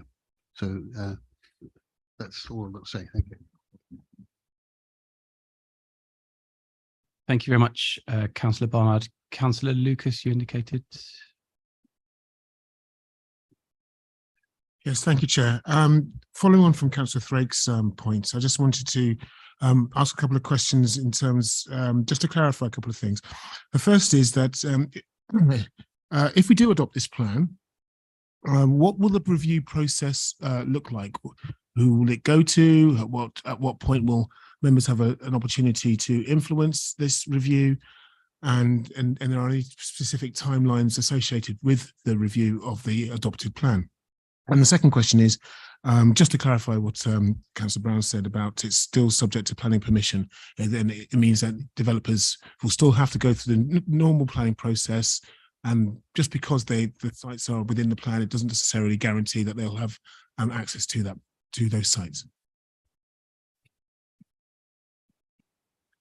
Thank you, Councillor Lucas. Again, I will pass those questions on to our officers for clarification. Thank you, Chair. there's a two-stage process effectively, and government guidance unhelpfully calls both parts of that a review. So you effectively go through two reviews. So the first stage, as I outlined to Councillor Thake, is that review of the policies to see whether we consider it up to date. Now, in the first instance, that would be undertaken by professional officers, but would obviously be presented to a formal committee to make that decision as to whether the review needed to take place. If the outcome of that is the plan needs to be reviewed, which is the second stage of the process, which has the same name, then obviously that would be based on whatever the legislation and national policy is at the time. So if nothing was to change from the planning system today, that would fully involve engagement with communities, with councillors, stages of public consultation as we developed that plan before it went back for examination through the process it's just been. Thank you very much. Councillor Lucas. Thank you for that. Just another sort of supplementary. What criteria will you use to determine whether it will require a review if we adopt the plan?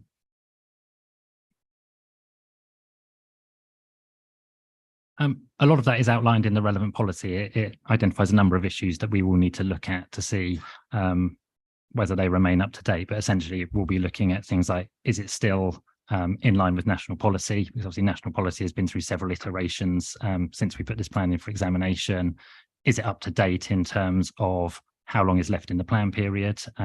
Plans should normally cover 15 years from adoption. We already know this one covers 9. There's only 9 years left to 2031, and that's one of the reasons the inspector wants us to do a review.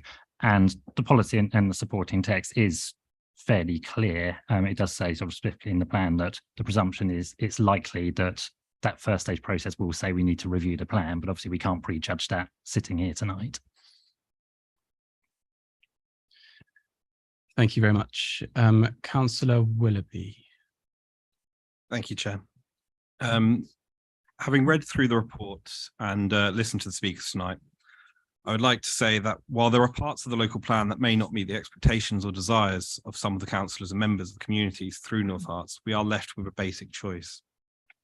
Have a level of control and protection against inappropriate and poor quality developments, or have none and be forced to allow developments that will harm our communities. It is fundamentally important that we implement the conditions and requirements within this plan that allow this council to protect against inappropriate developments that include poor quality and unsustainable housing, something I think all of those here tonight would support. Certainly, one of the most important facets of this plan will allow our council to apply conditions for affordable housing allocation. Our area is in desperate need of housing for those that are unable to access market rate housing, either to buy or rent. And this plan will ensure that large-scale developments will return up to 40% affordable housing, of which 2/3 will be social housing, as I understand it.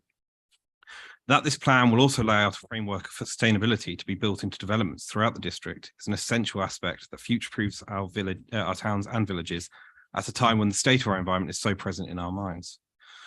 It cannot be stated enough the incredible boost that this provision will bring to so many who have been able to find stable housing for themselves and their families, while making sure that each of these developments is built into a wider system that strengthens the environment and community surrounding us. And even more important as we face so much uncertainty for the future in these times of national crises. If we do not pass the local plan, we will be at risk of appeals and planning decisions which will weaken our voice as a council. We cannot let this happen. A vote against passing this plan is a vote for uncertainty when we need stability. And in my view, the benefits significantly outweigh the consequences.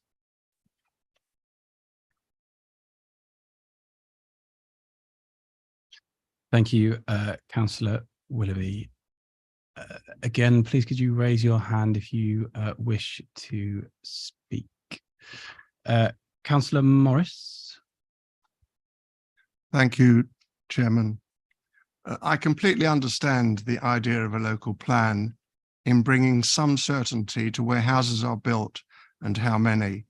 However, the Chair started this meeting pointing out to us again that our council has declared a climate emergency, yet much of the local plan includes building on Greenbelt.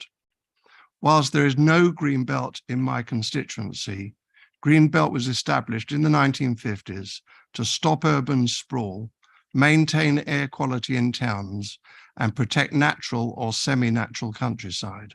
It was also established before we really understood the environmental damage that we're now doing. Why is urban sprawl and environmental damage okay now when it wasn't then? Also, the Office for National Statistics has reduced our required housing numbers by around 2,000, yet all the selected sites in the plan are still included. This includes the selected Greenbelt land north of Baldock, which I add is not in my constituency. This land is owned by Hertfordshire County Council and farmed by tenant farming families, bearing in mind that there was already a large buffer of housing sites in the plan.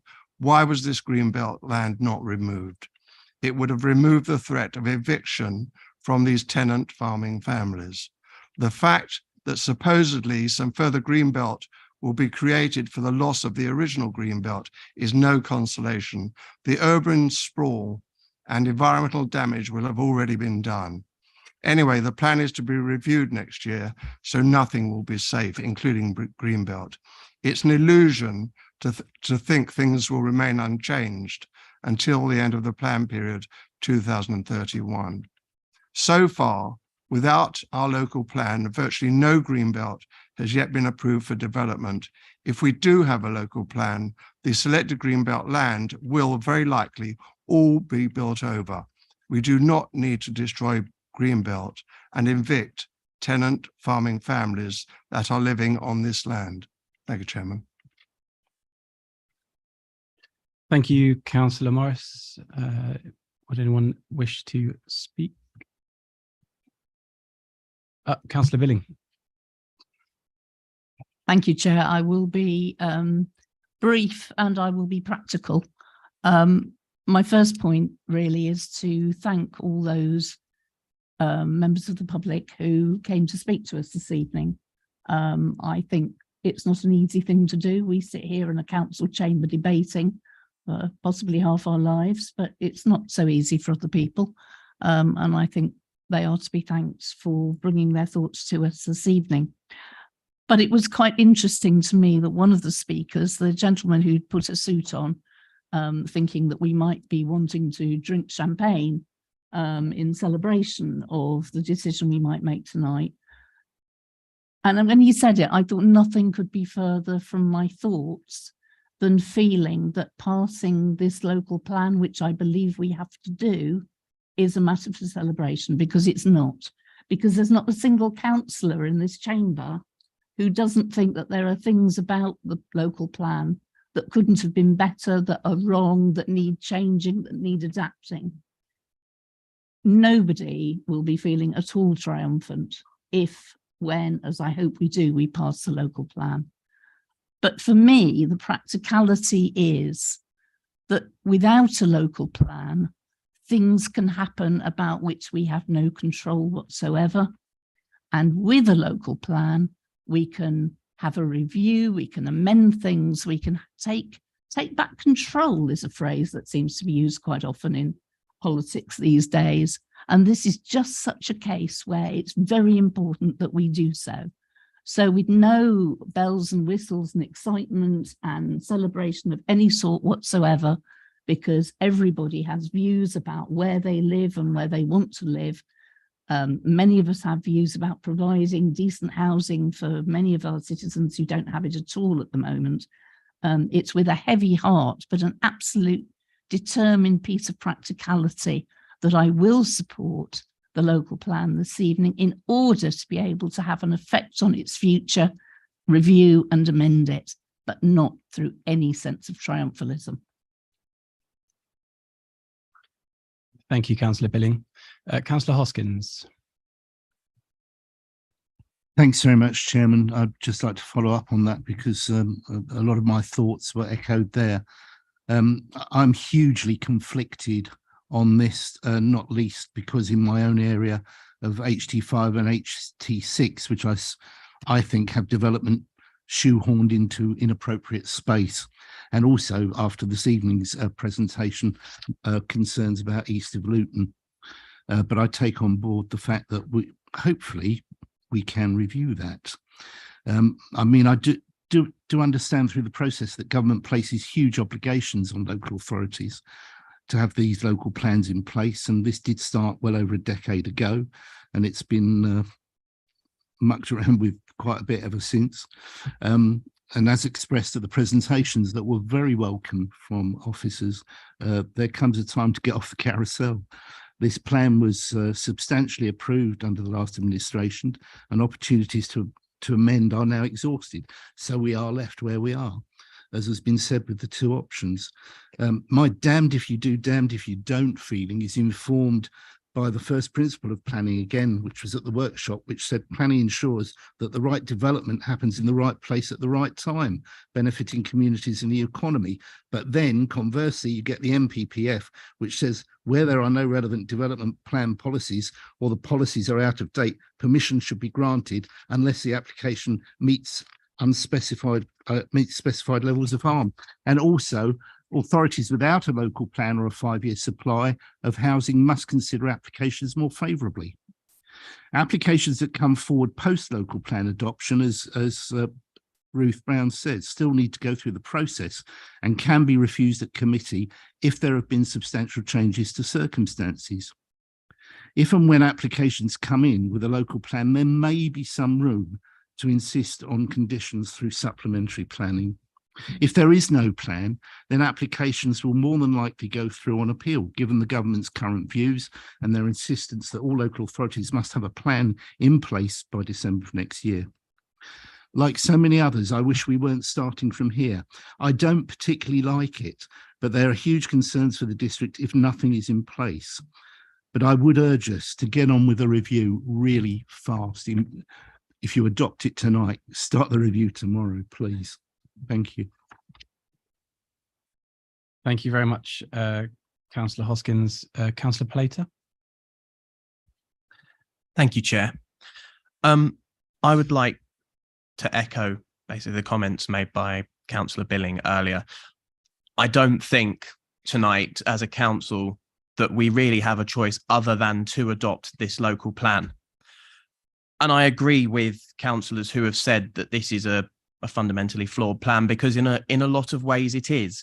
There are sites across this plan that are on greenbelt land that are potentially not fit for the purpose that they're there for, and the revisement of the office statistics on the housing need that we have has gone down, and this isn't taken into account. However, what this plan does is gives us a modicum of control. As said before, any planning application would have to go through the planning committee, and this local plan doesn't rubber stamp these developments. The committee can choose to refuse developments on the grounds that the committee works under, but also make sure that hostile applications are not going to be taken on appeal. And we've already seen this in the past couple of months with applications in Codicott and Ickleford that the planning committee refused and was then overturned on appeal because the council does not have a local plan and currently a 5-year land supply. Housing is a real issue in our district as well. We have thousands on our housing waiting list, and as the inspector says in his report, residents are unable to afford housing without some form of assistance. At least 1 out of every 3 new homes built over the plan period will be affordable housing to meet local needs. And in some cases, this will be 100% affordable schemes. This also includes social housing as well, which I believe we really need more of in the district to be able to meet the needs of our local residents. And I think this whole process has just shown how national planning legislation needs an overhaul that puts residents first. Many of the points raised tonight by our contributors were full of local knowledge, but are not actionable because of how the legislation is written. In other local authorities close to ours, planning committees have refused applications, won appeals, won battles in the High Court, only for the planning inspectorate to turn around, reopen the case, and for developers to be waved through. I really believe that we need, as a council, we must commit to a review of this plan as soon as possible, but we must also take a two-pronged approach in lobbying government to change planning laws that allows councils to take more control of their planning and be safe and secure in the fact that when we refuse developments, that they're not going to be overturned spuriously for any reason at all. I think tonight I will be voting to accept this local plan, but I will be working, and I hope with colleagues across the chamber, to make sure that sites which are not right for this local plan are looked at in greater detail and taken out where the need is. Thank you very much. Thank you, Councillor Plater. Councillor Davies. Thank you, Chair. It's a difficult speech to give, but I do feel the need to bring up the other side of some of this. Over the summer, you could have been forgiven for thinking that the country had opened Pandora's selection box of crises with, we had a water shortage, energy prices are through the roof, the trains are overcrowded, and we have a housing crisis. And I thought to myself, where do all of these problems come from? And they start in this room, and rooms very like it up and down the country, where local politicians don't do the courageous but unpopular thing, and they do not build the thing when they should have built the thing. We didn't build the Abingdon Reservoir. Towns nearby ended up on bottled water. We spent 20 years not building nuclear power stations because they won't come online for 10. We could have had 2 by now. We've continually opposed HS2, often the same people opposing it that then take the photos of themselves sat on the floor of overcrowded trains. And we've continually under-delivered on housing. And I think that last one is actually the most serious and insidious problem that we have at the moment. To put it into context, over the last 25 years, the average house price in North Hertfordshire has gone up by a factor of 6. How can we look a young person in the eye and say, save for a deposit, one day you'll be able to buy a home, when prices are retreating into the distance so much faster than incomes? Over the same time period, the age of a first-time buyer has gone from someone in their mid-20s to someone in their mid-30s. For anyone who wants the financial security of home ownership before settling down, starting a family, committing to a career, that's a lost decade. And I really think that the effects of this are difficult to overstate. It breaks up families. You can't assume that you're going to live in the same town as your parents brought you up anymore. If you're lucky, you'll be a few towns over. If you're unlucky, you'll be across the country. It hurts our productivity because as people move around, so go their jobs. Companies have a skills shortage because they have a retention problem with younger people. And it really does affect the social fabric of society. The people you grew up with, went to university and school with, the people you start your career with, are scattered to the 4 winds by a housing market that is out of control. And there have been a lot of solutions proposed for this, affordable housing, help to buy schemes, stamp duty holidays. And unfortunately, all of these measures are, as King Canute, ordering back the tides. In this case, the inexorable tide of supply and demand. In light of what this market is doing, is it any surprise that home ownership is now the biggest driver of intergenerational inequality in the UK? So I'm aware this plan is not perfect, and I'm aware that there are concerns about specific sites that, as we've heard, we can address later. But with apologies to some of my constituents, I know would prefer it any other way, I am going to vote for this plan because this country has to build more homes. Thank you, Councillor Davies. Councillor Mantle.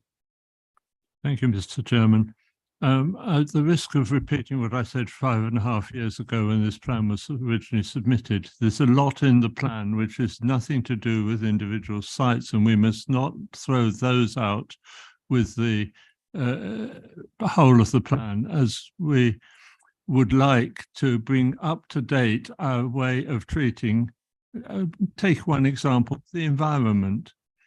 in the 1990s, when our existing plan was proposed, nobody really bothered too much about the environment. Now it's critical and a vital part of our considerations. And we now have policies being proposed this evening, which will enable us to take a much more active role in protecting the environment, including particularly the rural environment and wildlife. We are in the plan have a policy that new developments should integrate into existing developments. Surely that's what we want. We don't want a series of isolated gated communities sitting around the countryside. Surely we want to make sure that new developments are of the highest standard, are provided as proper infrastructure and are integrated as part of existing communities, rather than being just sitting there as isolated blobs, as I think from experience some developers might actually prefer. We've got policies in there about housing mix. So if we're really serious about wanting to encourage things like self-build, we have to adopt this policy, because we're not going to get those policies in the plan which we've been landed with from 1990.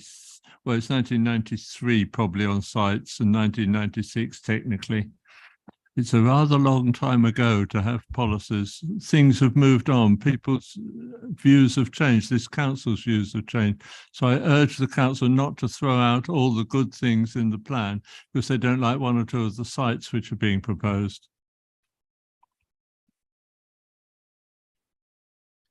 Thank you, Councillor Mantle. Councillor Muir. Thank you, Chair. I come to this meeting with a very open mind, as I have in the past when it's been to this council before for the adoption, I voted against. But the inspector has lowered 2,000 houses, but he hasn't said where. There's 3,200 houses for around Baldock. If he said that these 2,000 could be less in Baldock, which would leave Baldock with 1,200 houses, I would vote for this plan. But I must support the residents of Baldock, as the vast majority of residents living in Baldock are against the 3,200 houses in Baldock. So I'm afraid I can't support the local plan for the reasons I've stated. Thank you very much, Councillor Muir. Councillor Collins. Thank you, Chair. I was sort of expecting Councillor Morris to make that query about Luton, but that didn't seem to happen. Councillor Muir, sorry, to make that suggestion about Luton, but that didn't happen. So I'm just going to carry on and repeat the question that I asked earlier on about legal advice on that point. I'd like that to be addressed, but I do have some other points to make first, because I'm not against house building in North Hertfordshire. In fact, I think we badly need it, but we need the right sort of houses in the right places, and that's super, super important. We've heard about need for social housing and affordable housing. That's incredibly needed around Hitchin. I know that very well. But I don't think the up to 40% we've heard about is necessarily as robust as it could be. And I have some doubts whether the current government will stick to plans with that. They've already made some indications in under the recent Prime Ministers, not sure which one, that they're going to get rid of that. Councillor Davis made some excellent points, to the point where I wonder if he's going to have to give in the whip for his party, because it's his party that introduced quite a lot of that. But I've been a councillor since 2018. I've had absolutely no say on this local plan, and I have not been able to represent the people of Hitchin Highbury and their interests on this because of that. And that is just the planning process. That is not a criticism of anything but the process of the inspection and how long that has taken. But looking at the policies around Hitchin, they suffer from the same issues, particularly in the town centre, that we've heard from other people, that the policies are already probably out of date, and that could be addressed in a review. but we've only heard from the review what means about things being up to date. We haven't had a straight answer to Councillor Fake's very good question about, can sites be removed? Can the green belt be changed? It's only about being up to date. So I don't think we've heard a very clear answer on that point. And for me, that's very important about how I vote. But in terms of the Hitchin plan, we're told that there will be a emerging town centre strategy document for Hitchin, but there's no evidence of it actually existing. But if the plan's adopted, we have to have it essentially right away. The current policies seem to be based on the old Simons plan for Hitchin Town Centre, which involved relocating the market, could preclude a cinema being built in Hitchin if that's the way the council wants to go. It does raise some real issues and real questions for me about when these new policies, when these documents will appear. It's the same with Councillor Brown made some very good points about the SPDs, the sustainability, the building requirements. Could we include BREEAM, passive house standards? Could we require that from house builders? I don't know, because those documents have not been forthcoming. We haven't seen them. I don't have the information I need to make a decision. And for me, this is balancing what was called earlier environmental vandalism across North Hertfordshire against the risk to the council of not having a plan. I do feel that in some cases the risk has been overstated, but it's not to say there isn't a risk. There is a risk to the Greenbelt. Without a local plan, we cannot protect the Greenbelt. But I also think some of the comments about the Greenbelt have been disingenuous. Adding more Greenbelt on after taking some Greenbelt away doesn't mean anything. You're just taking away more countryside. The countryside is there. You're not creating anything. And of course, as we've seen, that Greenbelt could be nibbled away at the next local plan or at the review. So I don't think creating Greenbelt is really relevant here. It's not a protection at all. So I'd like to look at that balance, and I'd like more information to answer the questions, to be able to make an informed decision on this plan. The officers have done a great job on informing us on much of it, but more questions are coming up than answers, I feel. And ultimately, the point I think was made very early on, and it's something I've made to the managing director of this council in recent weeks. I personally believe a new settlement is what's needed in this area, not necessarily North Hertfordshire, but in this general area of the country. That, I believe, is the solution to much of the planning policy issue around here. And I'll leave it at that, but I did raise a few questions there.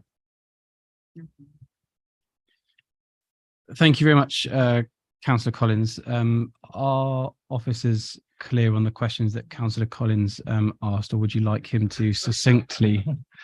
So, Councillor Collins, can you succinctly ask? The first question was a continuation of Councillor Muir's point about east of Luton, and can we vote it through with a proviso of, only approving that if Luton does the things it needs to do that we've heard quite a few talks about tonight. The second question was regarding more information about the SPDs, about the Emerging Town Centre documents. At the moment, we've just got vague promises and vague ideas, no specifics, and that makes it very difficult to know really if we're voting for things properly. And then the final question was about the review. Councillor Fake asked a question very specifically that if the early review happens on schedule, we've seen it goes on for years, but if the early review happens on schedule, does it mean we can remove sites, change the Greenbelt, or is it just about staying up to date? Because we've heard this phrase up to date. We haven't actually had a straight answer to Councillor Fake's question about what you can do within those rules. Does it mean you can add or remove to the Greenbelt? Does it mean you can add or remove sites? Thank you, Councillor Collins. You have had your time, so those three questions, if you are happy to answer, officers, and then we will move on to the next person. I'll start, if you like. Let's finish at the end because it's easiest to remember that one. On the review, and does that mean we'll end up taking sites in or out? The answer, unhelpful as it is that at the moment we just don't know. We need to go through that process, assuming that that initial process says we need to update it. Well, then that's a process of going through all the evidence to say what's our housing need over the new plan period, whatever we decide that is. We haven't decided it yet. What are the sites? What are the constraints? What are all the other factors? Employment, retail, environment, climate change, etc., etc. In that sense, in theory, yes, things can go out. Should numbers drop through the floor such that that's the case? In my professional opinion, right now, I think that's incredibly unlikely. I think it's fair to be honest with you on that. As it says in the review policy, the plan covers the period to 2031. the review is assumed will look to at least 2041. So even if your year-on-year numbers go down, you're adding another 10 years at least, and probably more by the time we get to the review. So I think that's the point on review. We don't know, but professionally we have a reasonable idea, and that's probably as best as we can answer it for you tonight. In terms of the supporting documents, I appreciate your point that yes, we've had a sort of a list of SPDs and strategies. Ultimately, as you all know, and you alluded to it, this is a small authority. We have a small team. There's only so much we can be doing at one time. And obviously the local plan and the examination has taken up the significant majority of our resources over the last few years. Much as we would have liked to move on, probably much as you would have liked to move on. But yes, certainly subject to the outcome tonight, then the focus in my team moves on to those supplementary documents, onto the town centre strategies. I think, Louise, did you want to add anything about town centre strategies? No, other than to say, I think there's a commitment in the plan that Letchworth is first off the rack in terms of town centre strategies, with others to follow. So timetables to follow in detail on those. But yeah, once this decision's done, subject to adopting it, to obviously give us a document to hang those off, then work will start progressing on those. And you referred back to the proposal effectively by Councillor Muir earlier on about can we take sites out. Councillor Brown was very clear in her opening remarks about it's a binary choice tonight in terms. Sorry, you're looking at me quizzically. Were you asking can we take sites out in adopting the plan?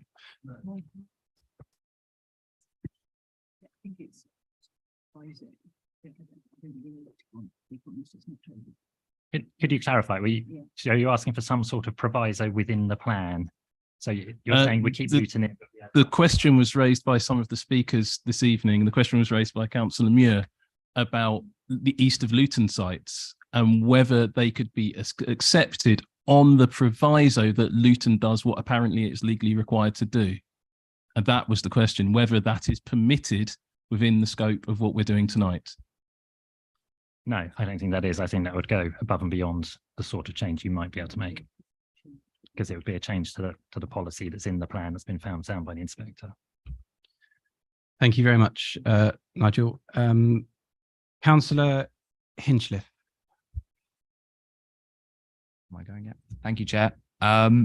Personally, I feel we're in a completely invidious position tonight, and I really do not feel that we have a meaningful and genuine choice in how to vote. So I want to use my speech to highlight where I believe the blame lies for that. And it is the government which is forcing us into a position where we can only adopt a local plan if we accept the imposition of a housing figure algorithm, which requires us to increase the amount of housing locally by roughly 20% in 10 years, which is completely unrealistic to actual population growth in the district. And I strongly agree with the comments from members of the public that this approach is completely contrary to protecting our local environment, landscape and countryside. The idea that massive increase in housing will deliver lower prices has been completely undermined over the last decade as developers have built the properties that deliver the highest profits, not those that meet genuine need. The idea this is an issue of supply and demand, frankly, is for the birds. Price is a reflection of financialization and profit maximization, not the simple equation that others have suggested. I have enormous sympathy for the communities whose nature will be fundamentally changed by the site allocations proposed, and I don't think that the extent to which this robs people of the place they call home and where they have roots can be overlooked. If we had the ability to reject these proposals without throwing out the opportunity to at last have an up-to-date plan, I would support that wholeheartedly. But turning down the plan would abdicate power from the elected representatives of North Hertfordshire to the inspectorate, who have already shown that they will approve housing on Greenbelt sites on appeal against the council on the basis of the government's NPPF. If we don't accept the government's rules of the game, we lose the opportunity to get key policies in place to mitigate impacts, and crucially, in my opinion, require the provision of 40% affordable housing. This is the issue which I believe is going to make most difference for the provision of housing for local residents. We have a waiting list of 2,766 residents in North Hertfordshire, and under the last 5 years of the previous administration which ran this council, just 28 social homes were delivered, which would mean that it would take around 99 years to provide the housing we need. That is not acceptable. So I will most likely vote in favour tonight, but if I could do that and if I could oppose without risking worse outcomes for our residents, I would. Thank you. Thank you very much, Councillor Hinchliffe. Councillor Tyson. Thank you, Chair.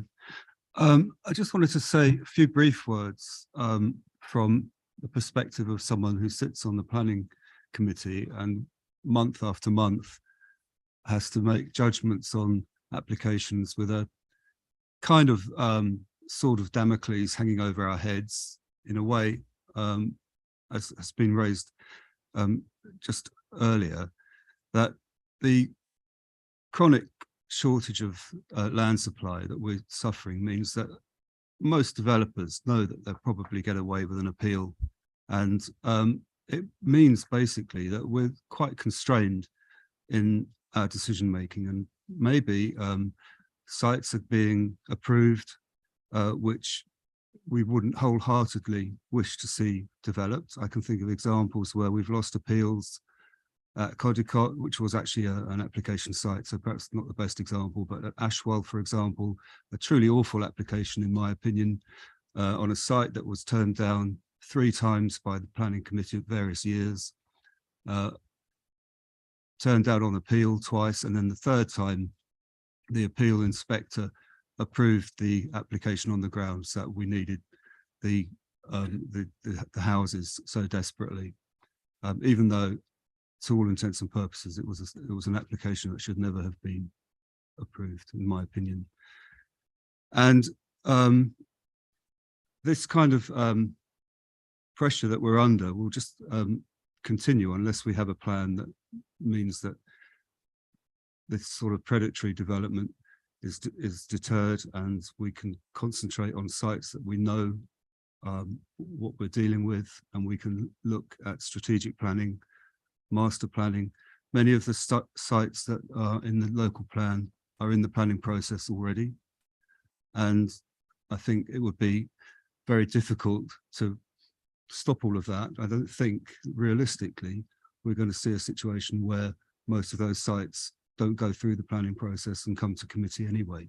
So the alternative is to do it in the context of the local plan, or to have a free-for-all and planning mayhem basically around the district, because developers know where they stand with us. We've got an absolutely shocking record of development of housing delivery in this district. I won't say where we are in the national table, but it's not high.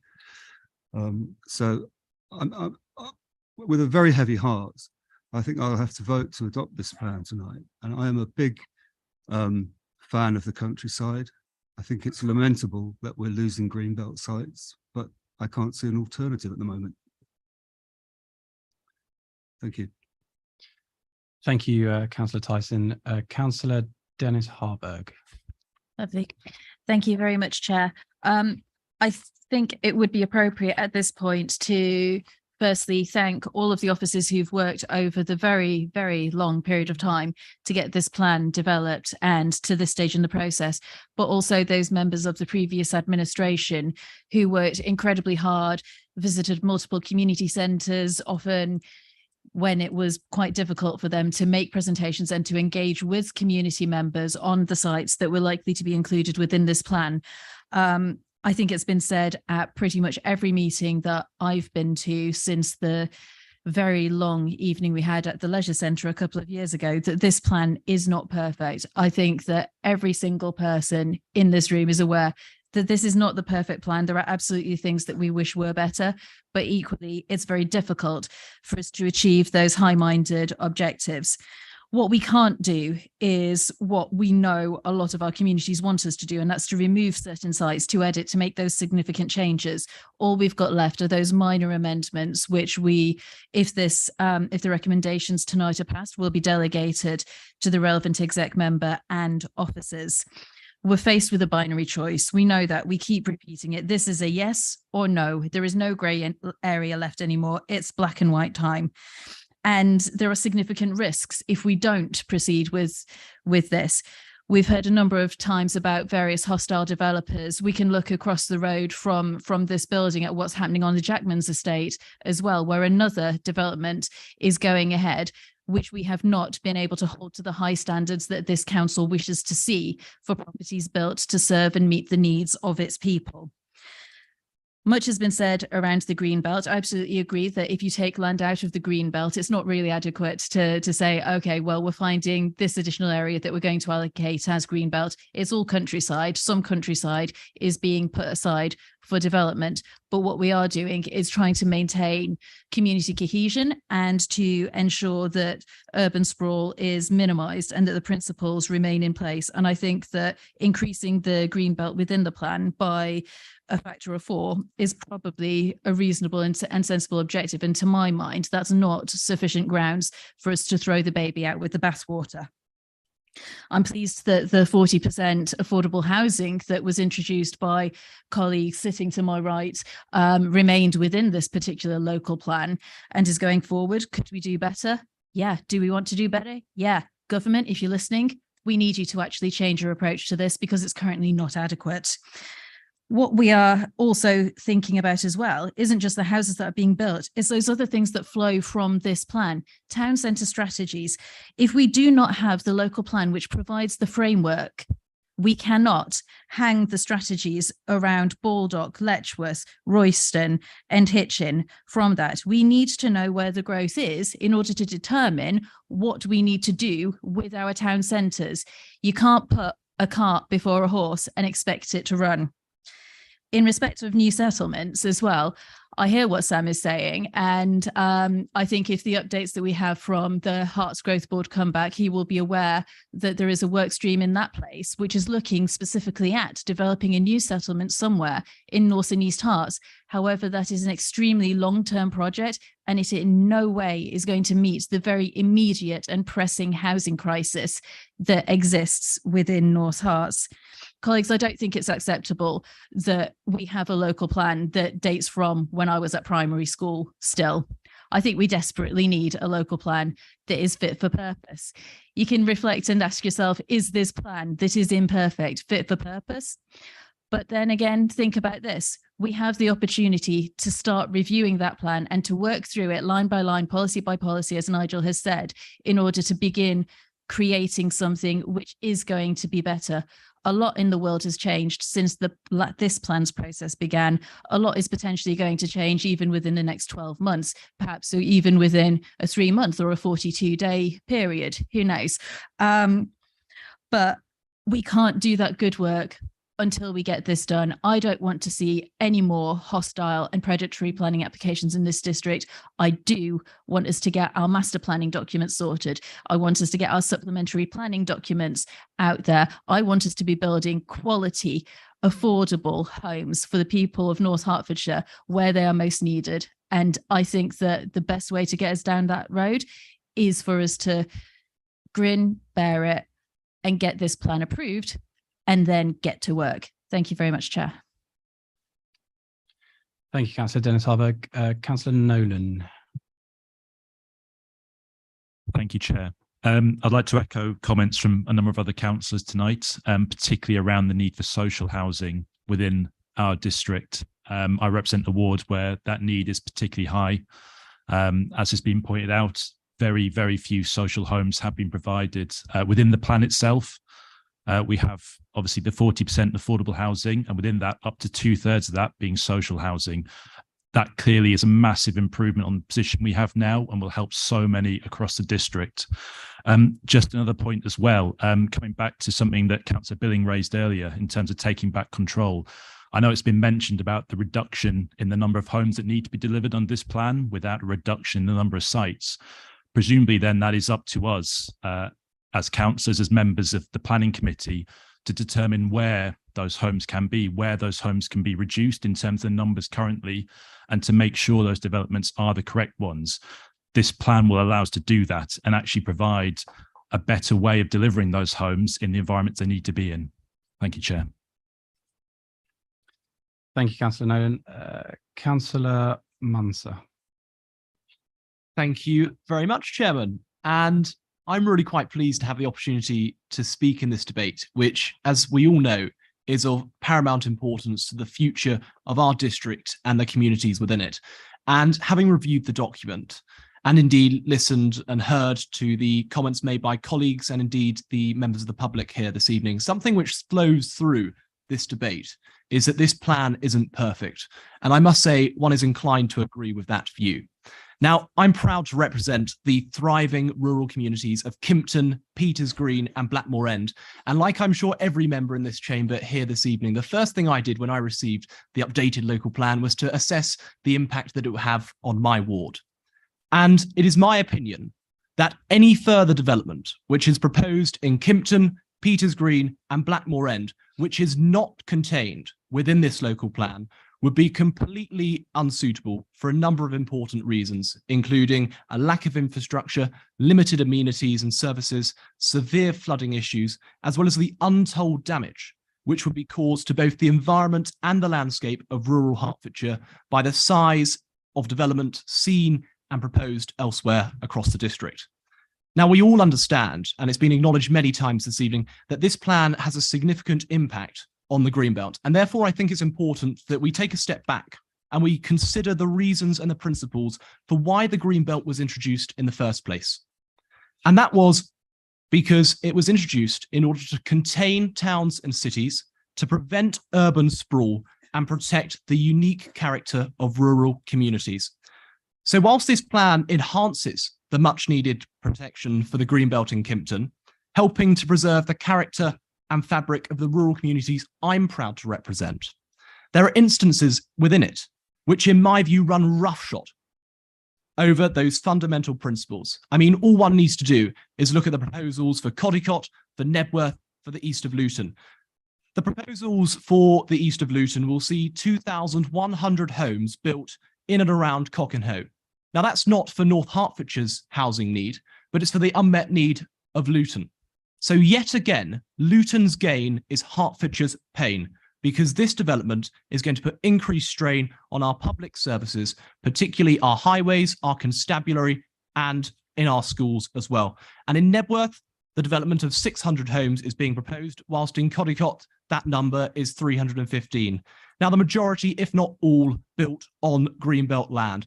And I must say, having read the instances and the sections with reference to these locations, I must say it seems that for major developments like these, that actually the infrastructure and mitigation is, dare I say it, an afterthought. So if these developments are to go ahead, and I note that the development in Codicot for 140 homes on Heath Lane has already begun, it's vital that the infrastructure to support these additional homes, the roads, the schools, the shops, the transport networks are built or upgraded concurrently and not built many years later as an afterthought, because that strategy is not only unsustainable, but it's wholly unreasonable to expect residents to suffer as a consequence of poor planning decisions. This plan is far from perfect. I admit that.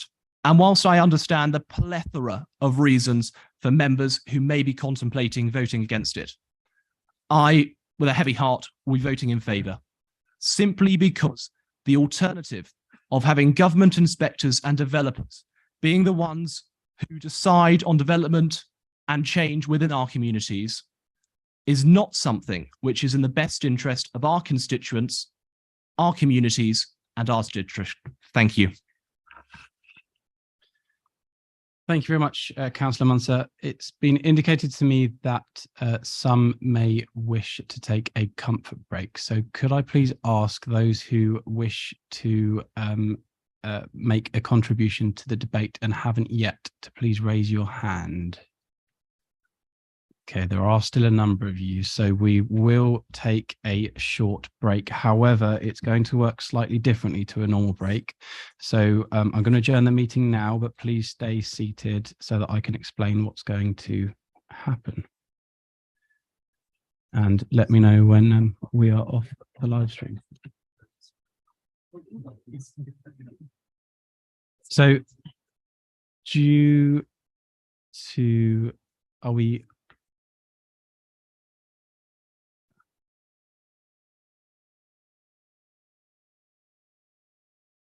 You can't stop. We put a screen up.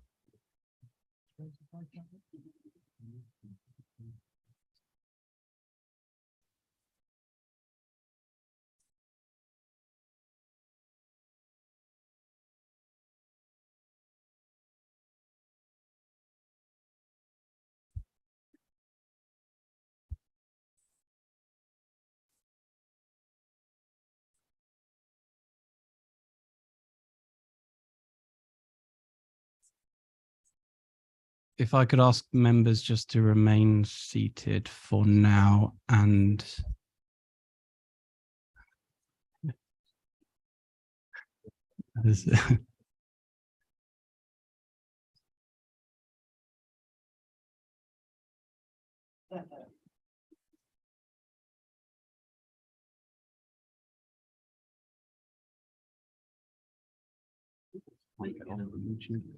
a moment. So, what do we need to go off YouTube to do this? Because it's a break. Well, I suppose we could mute it.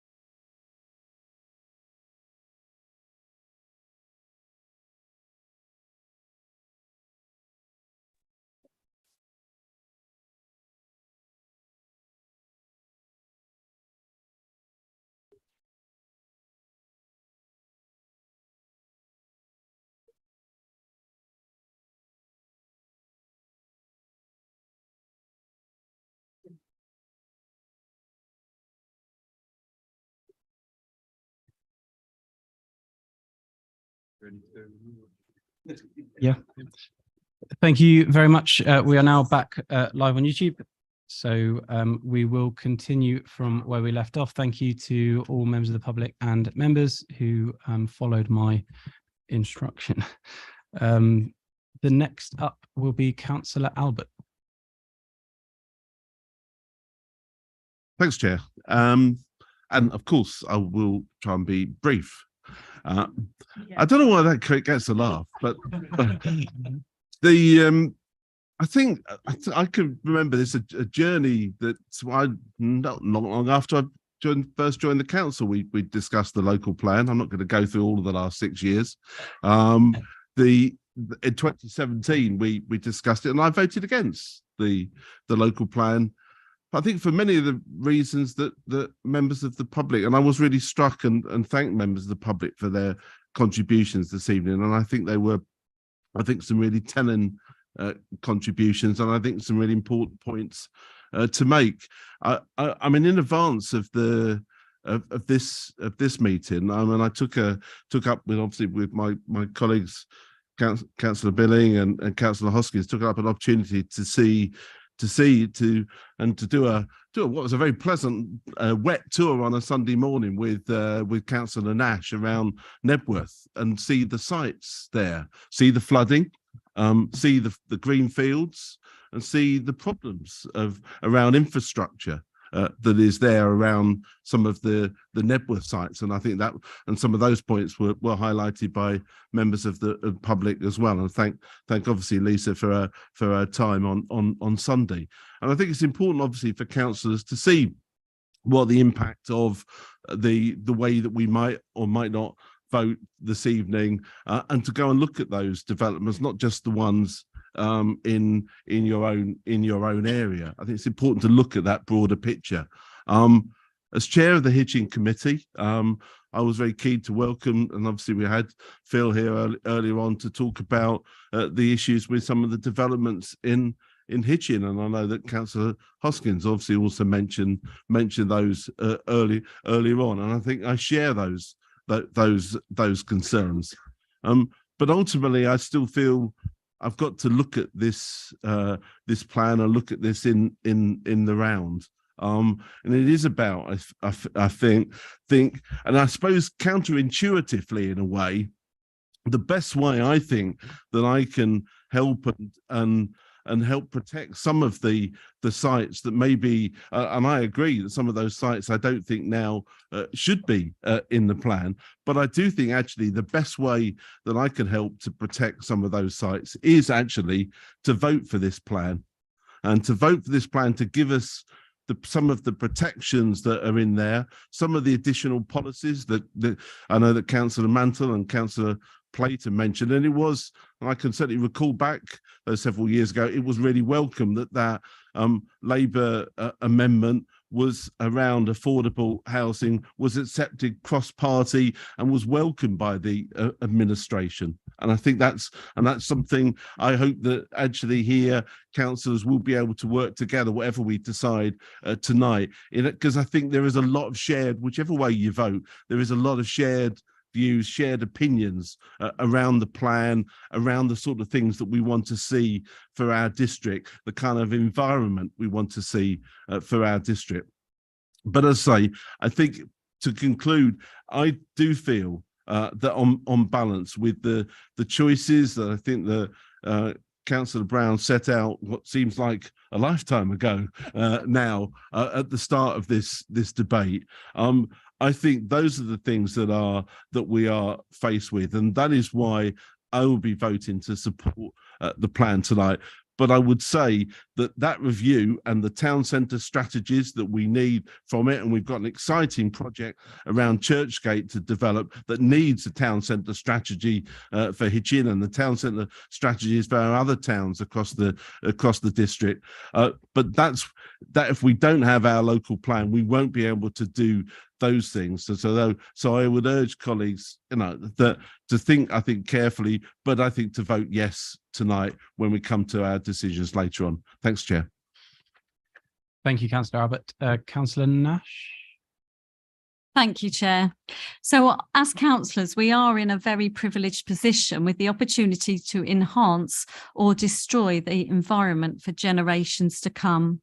We have heard many well argued and well articulated submissions from residents who want to be heard.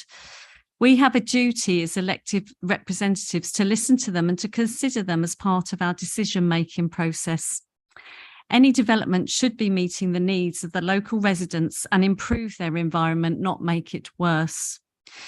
Once concrete has been laid, it cannot be undone. This plan has never been popular amongst the residents and had the chance to be aborted and restarted years ago. Just because a landowner wants to sell a piece of land does not mean that it is necessarily suitable for development.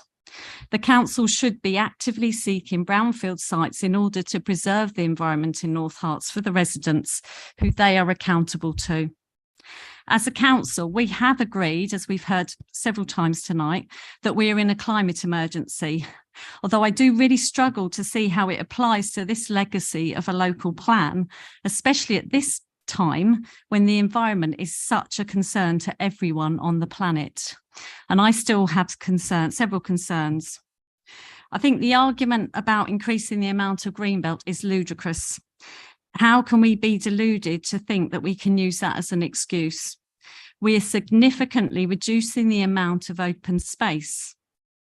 We know the greenbelt was conceived in order to stop the urban sprawl, but we clearly think that we know better than the people who put it there. To try to change the greenbelt will have significant environmental implications to the local ecology, wildlife, and indeed, as you've heard tonight, an increase in flood risk. Nebworth is well known for flooding. In just 2 weeks ago, I was in what we call the High Street, London Road, just up to my knees in floodwater.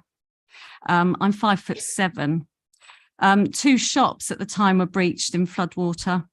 I would like to say that flooding in the village is a rare occurrence, but it is not.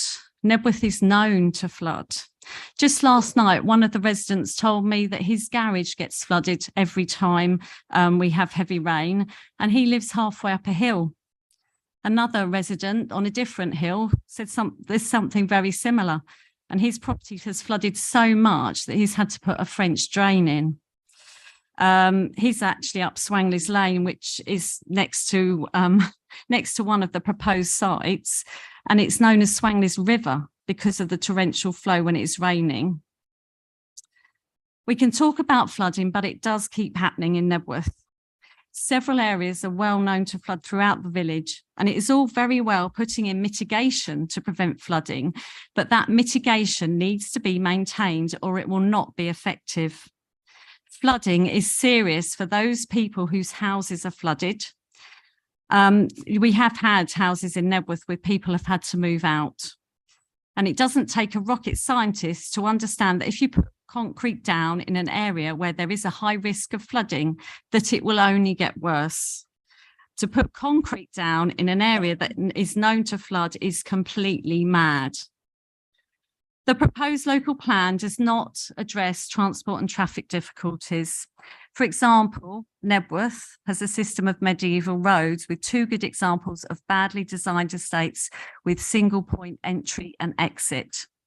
It is no wonder that as a village, we have the highest number of car ownership in North Herts because, as the same with all the other villages, public transport is so poor. For example, we have 2 buses a day to Hertford and 2 slow trains an hour. Yes, we have buses to Stevenage and Welwyn Garden City, which are unfrequent and unreliable. There is little employment within the villages. Most of us have to travel outside the villages for work and have to rely on cars. If we have any development, we need real infrastructure with an access road to help residents move around.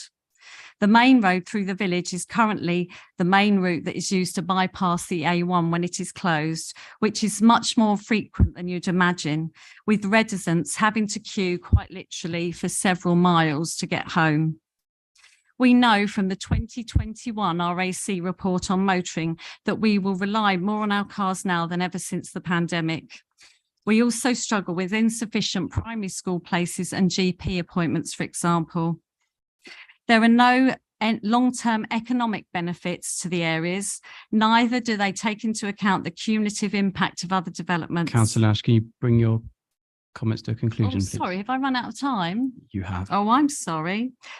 Yeah, so we do. Residents of Nebworth and the other villages feel ignored and dismissed by NHDC. We keep saying we're a village, but don't feel heard. We need to be treated as a village and not be eroded. The Thank you, Councillor NFPP Nash. is ignored. Thank you. Councillor Strong. Thank you, Chairman. And yes, I can remember well sitting in the leisure centre back in 2017 when we were taking a vote on whether or not to send a draft plan to an inspector. And that's what I voted for. To send it, we'd spent a lot of time working on that plan and bring it. And again, thanks has gone to all the officers and members that were part of that. But that plan went to an inspector so he could examine us and give us his view back to us on whether or not he would approve the plan that we had submitted or he would make changes. As part of his review, he had numerous, and I do think they were numerous sessions where members of the public, parish councils were able to go along and give their view, and he listened. And many hours were spent on those hearings. But as all of us know, because some of us do sit on planning and others, we go through the training and we had some briefings before tonight. We do need to have a local plan. It is part of the way the planning process works. The planning process works because we need a land supply. And at the moment, our land supply for this authority has been going downwards every year as housing is being built. And we have not renewed it by providing a new plan. So that is why we need our new plan. And I understand from the presentations that there is difficult decisions for us here on the fact that the plan is on Greenbelt. But having read the inspector's report, and he says on page 105, and that's point 483, that the district need for housing is acute and pressing. And I think we know that. And I know our planning committee know that. The supply of sites outside the Greenbelt is well short of the need. And he goes on to say it's impossible to see how anything even close to the approach, even close to that approaching as an identified need for housing could be met without significant Greenbelt release. Of course, if we could, we wouldn't be using Greenbelt. However, in the previous years, for many, many years, we did have a very aggressive programme of building on brownfield development, and that was throughout the towns. And you can see those developments that have built on Brookers Yard in Hitchin, near the railway station. Also, as part of this plan, we had to address it's legal duty to address the unmet need of Luton. And as he says, and again in his report back to us, and that's in point 485, he says the east of Luton sites represent the only suitable, available and achievable land in the current supply to meet Luton's unmet need. As a council, to make our plan sound, we need to know that we have met Luton's unmet need. However, we don't like it. Unfortunately, if we look at the legal QC that's here tonight, I'm sure she'll advise that we have to make that unmet need. We have within our policy and through I think it's FM 190, we have an early review, and that was committed in the plan. And I think that probably is what all of the councillors here in the chamber are looking to, that if we approve the plan tonight, that is started. Let's not wait till the end of 2023 when we said we will start it. Let's try and make sure that that gets on the agenda as soon as we can. Because I think we all know that we want to see what wiggle room there might be or what changes there might be coming. But I think we also need that going forward, when we do that review, we are going to be asked as a council to start looking at the need and take the plan out to probably 2050. That will mean that because we have such a dire housing shortage, and the reasons that have been put very eloquently tonight by members and members of the public of why we do need to have housing, we need to support families, we need to provide homes. And the only way we can do that going forward is to have this plan adopted tonight. Thank you. Thank you, Councillor Strong. Councillor Compton. Sorry, thank you, Chair. I haven't come with a pre-prepared speech tonight because I was wanting to hear what all the residents and all the councillors had to say on this plan. I do feel like we're stuck between a rock and a hard place. On one side, I hear the argument say that if we don't have a local plan in place, we'll have aggressive development and we'll be building on the green belt and we won't be able to put things in place. But then this local plan has quite aggressive development in certain areas and green builds on the green belt. So I do sort of think here and think, what's worse? If we rejected this, there's going to be an awful lot of isolated bad sort of building going on. We know that, but is it going to be worse than potentially some of the areas that we're building on the greenbelt, particularly outside of Baldock and the east of Luton? I don't feel that I've been sort of convinced one way or the other, and particularly given the fact that we, might be approving this and then going straight to a review, which kind of makes a mockery of the whole thing, because we might be opening up the floodgates to an awful lot of development in a very short space of time that would have taken far longer to get through had the local plan not been in place, only for it to be taken out the next local plan when it is reviewed. So I'm a little bit sort of unclear on what is the best course of action. I think the only thing I can say is, because they're both imperfect, that's quite clear. I think everyone's agreed with that one. Is there any way that we could put a motion to full council to ensure that in the next full council we speed up the process of getting that review in place? Because I do think that the sooner that we get the review in place, the sooner we can maybe unpick some of the things that are not right with this plan. And I think everyone in this room can agree with that. So I don't know if it's possible to, I know we can't propose anything here, but could we possibly have it as an agenda item for the next full council, please? That's my only request. Councillor Collins, if you wanted to bring a motion to the next full council, you're absolutely welcome to do so. But obviously, unless you're proposing an amendment, then that isn't something you would do in this part of the meeting. So does that bring your comments to a conclusion? Thank you.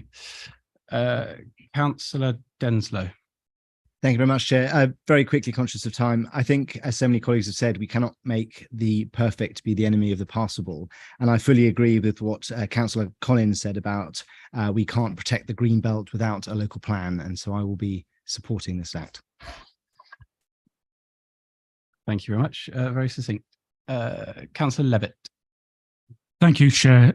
Firstly, I'd like to add to what Councillor Ruth Brown and Councillor Dennis Harburg said, and the thanks to everybody who's worked on this plan over the last 10 years, and especially some particular officers I'd like to name, which is Ian Fulston, Louise Symes, and Nigel Smith, who took this through the initial stages and took it to submission when I was portfolio holder.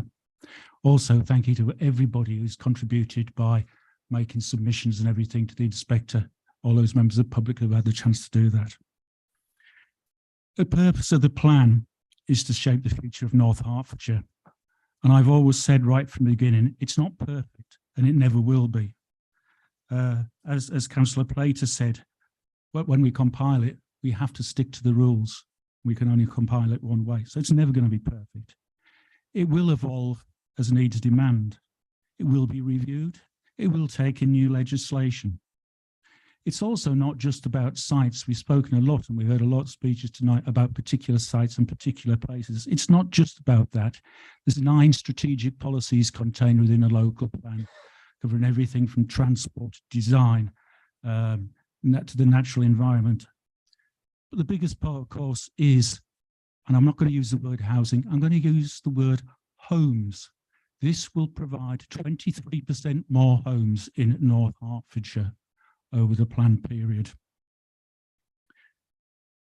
It gives us, this plan gives us the outline, it gives us a framework, and it gives us the tools for us to determine as elected members the future of North Hertfordshire as a place we all want to live and protect the values we all hold dear.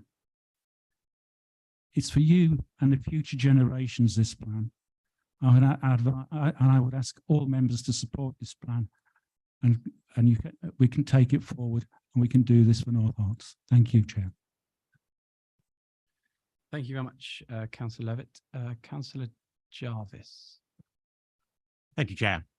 As some members will remember, a little over 5 years ago, I attempted to persuade the council that it shouldn't send this plan to examination because in my view, it had a number of areas where it wasn't as good as it should be. And I accept that it can never be perfect, but I was particularly concerned about its failure to consider the impact on the Greenbelt and on travel and transport and sustainability issues.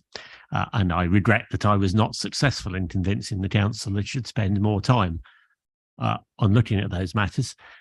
And then a little over 2 years ago, I argued that we should take the opportunity presented to us by the Office for National Statistics to ask the inspector if he would be willing to reduce the number of sites on the basis of that. And I regret I wasn't successful then either. Ironically, on both occasions, one of the reasons I was told we couldn't do those things is because it would delay the adoption of the local plan. Well, that was interesting in the light of the way things have turned out, wasn't it? But that's not the position that we're in anymore. We're not being asked whether or not we wish 5 years ago that we had done something different that would have produced a better local plan. And I think some of the issues, not just with the plan, but with the whole planning system, were so admirably highlighted by some of the speakers we had this evening, many of whom raised some really good points. But unfortunately, the planning system, which frankly we only described as daft, prevents us from addressing those issues. The fact that the council is forced to adopt a plan into which it has no discretion because 5 years ago it sent something off to an inspector is frankly mad. The notion that when the plan is reviewed, we will continue to build an increasing number of houses per year indefinitely, and that's what the planning system currently sets out, is also frankly mad. Now, some of us would really like the planning system to be changed radically and to reflect what all of us, including some of the government, say we would like to achieve in terms of sustainability. But that's not the opportunity that's before us at the council tonight. What we have to do is to decide whether or not we're going to adopt the plan or not. And in my judgment, if we do not, it will not prevent the development of most, if not all, of the sites in the plan. What it will do is to ensure that they're developed without a master plan, without adequate delivery of infrastructure, and without whatever we can achieve in terms of affordable housing. So I don't believe that we're going to save any green fields by voting against the plan tonight. If I did, then I probably would, but I don't think that's what will happen. I think we will just get even more developer-led decisions about what gets developed and the way in which it gets developed. So I know Gerald Morris will mock me for saying this, but I, like so many others, I'm going to vote for this because I think it's the least bad option before us. So it's not a plan that I'm enormously proud of, but it's a plan that we have to have, and the alternative is worse.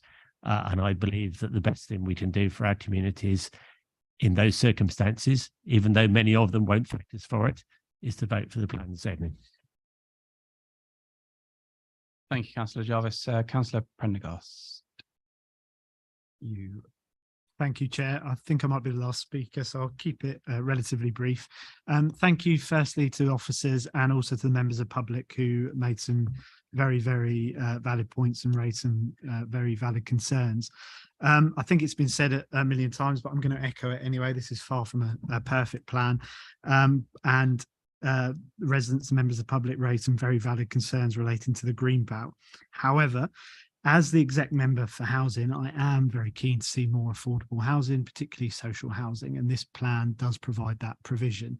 It's up to 40%, which is far better than what we currently have. In my view, I'd like it to see us go further, and hopefully that can be part of the review process as we go forward. Affordable housing is so much needed in this district and also nationwide. We will tonight, as Councillor Brown said, this is a binary choice. We can't make any major modifications to the plan. It's either you accept the plan or you don't. And it's my firm view that if we do not adopt this plan, it will leave us open to speculative, ruthless developers who will take advantage of that fact. I'm not keen on this plan. It's far from perfect, but it is essential that we have a fully functional operative plan So we have some control over these developments. If we don't have that control, it could leave us in a very precarious position.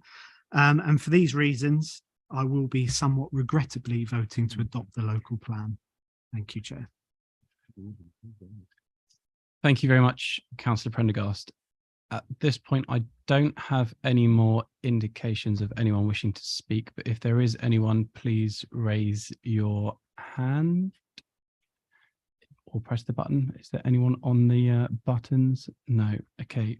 Councillor Brown, you have your right to reply. Thank you, Chair. It's really difficult to know how to sum up. There's been so many things raised, and I just want to thank all the members of the public who spoke. I want to thank all the members who contributed and comments. And I think I share many of your concerns. I think many of the comments are valid, and I just want to thank you all. I wish we weren't starting from here, but we are. And essentially, I'm a pragmatist. And I think this local plan is more about building houses or homes, as Councillor Levitt says. That's a nice way of putting it. It is about a framework. There are lots of other things that depend on it. There are other policies and strategies, such as town centre strategies, the supplementary planning documents, that all depend on this adopting this plan. We've heard it again and again. We desperately need more affordable housing. And not only are we talking about up to 40%, which is a big increase on the government minimum of 10%, but we're actually talking about guidelines and about how that's split. So 65% rent and 35% others. It talks about housing mix. We've heard something tonight about how developers want to build big houses that may not be appropriate for local needs. This is about giving us more control about the amount of affordable housing, but not only that, the housing mix, and to meet the housing need of this district. We've heard a lot about the Greenbelt. Those of you who know me and who know me well will know that I'm passionate about climate change. I believe it's the biggest challenge of our time. It's not something that I'm new to. It's something that I've been living and walking the walk for 25 years or more. Those who know me will know I walk, I cycle, I reduce, I reuse, I recycle as much as possible, and I take the train. So it's something that I believe passionately about. If I could save this Greenbelt, I would. As I said earlier, I was one of the people who voted to reduce the numbers back in 2020, wanted to save some sites from Greenbelt. But at this stage, our opportunities to amend this plan to save those kind of sites is over. We don't have enough brownfield sites. We've heard how much housing we need. We have acute housing need in this district. We haven't built enough social housing. We need more affordable housing. And you know, the idea of a new settlement is a great idea, but as has already been outlined, that's something we should be looking at, I believe, for the future, but something which will take a long time. And I found it very interesting actually to go and visit some new settlements. So I don't believe by refusing to adopt this plan, we would save any Greenbelt. I believe that these sites would still be built out. We would also have hostile applications all over the place. There have been some before. And I think that the Planning Control Committee have increasingly had their hands tied. We need to give potency to our planning committee.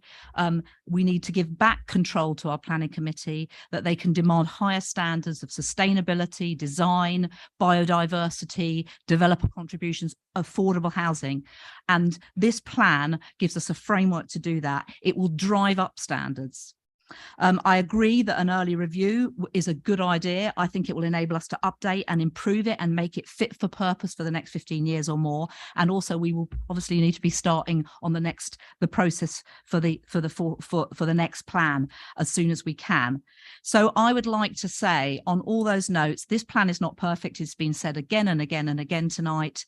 We wish we weren't starting from here, but this is where we find ourselves. We have a binary choice. We either adopt it, we give ourselves more control over the planning process, which I totally agree that the planning policy framework that the government have set needs reform. It's not fit for purpose, but we're stuck with it for now. We have to work within it. And until we can get a change from national government, this is where we find ourselves. So as a pragmatist, and in terms of being able to drive up standards, being able to provide that framework for the strategies going forward, I would like to urge all the members here tonight to support this plan. Thank you, Chair.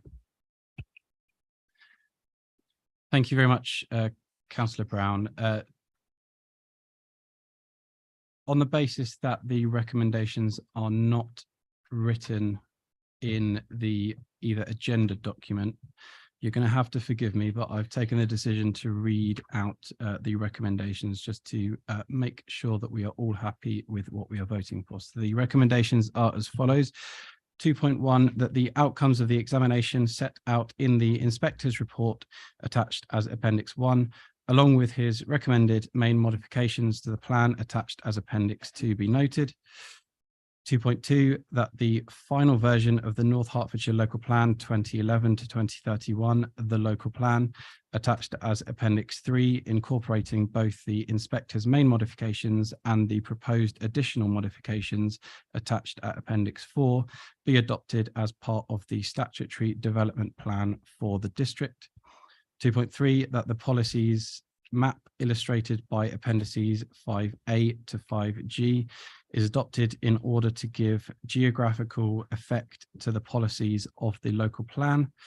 2.4, the updated local development scheme attached at Appendix 6 be approved. And 2.5, delegated authority is granted to the Service Director of Regulatory in consultation with the Executive Member for Planning and Transport to make any minor non-material corrections, including but not limited to cosmetic additions or presentation alterations to the adopted local plan or the adopted policies map as considered necessary for their publication and publicity in accordance with the relevant regulations.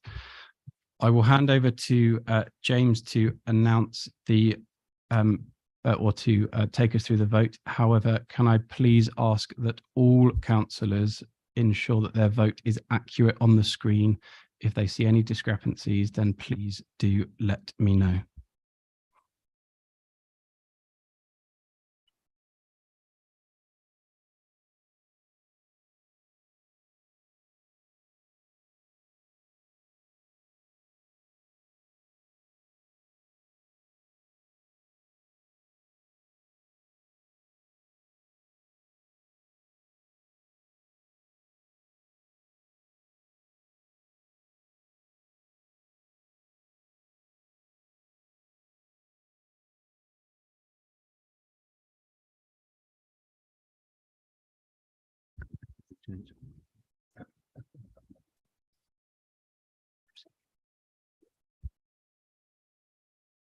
Thank you, Chair. That motion's carried.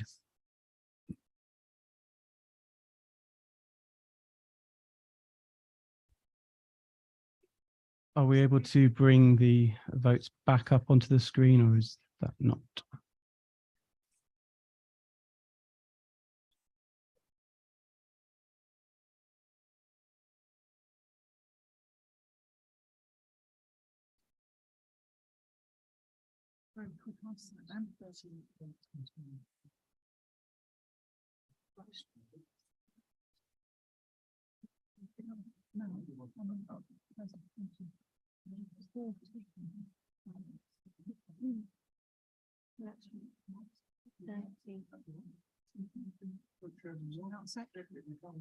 Yeah, Councillor Hone, we're just looking to load it up onto the screen again now.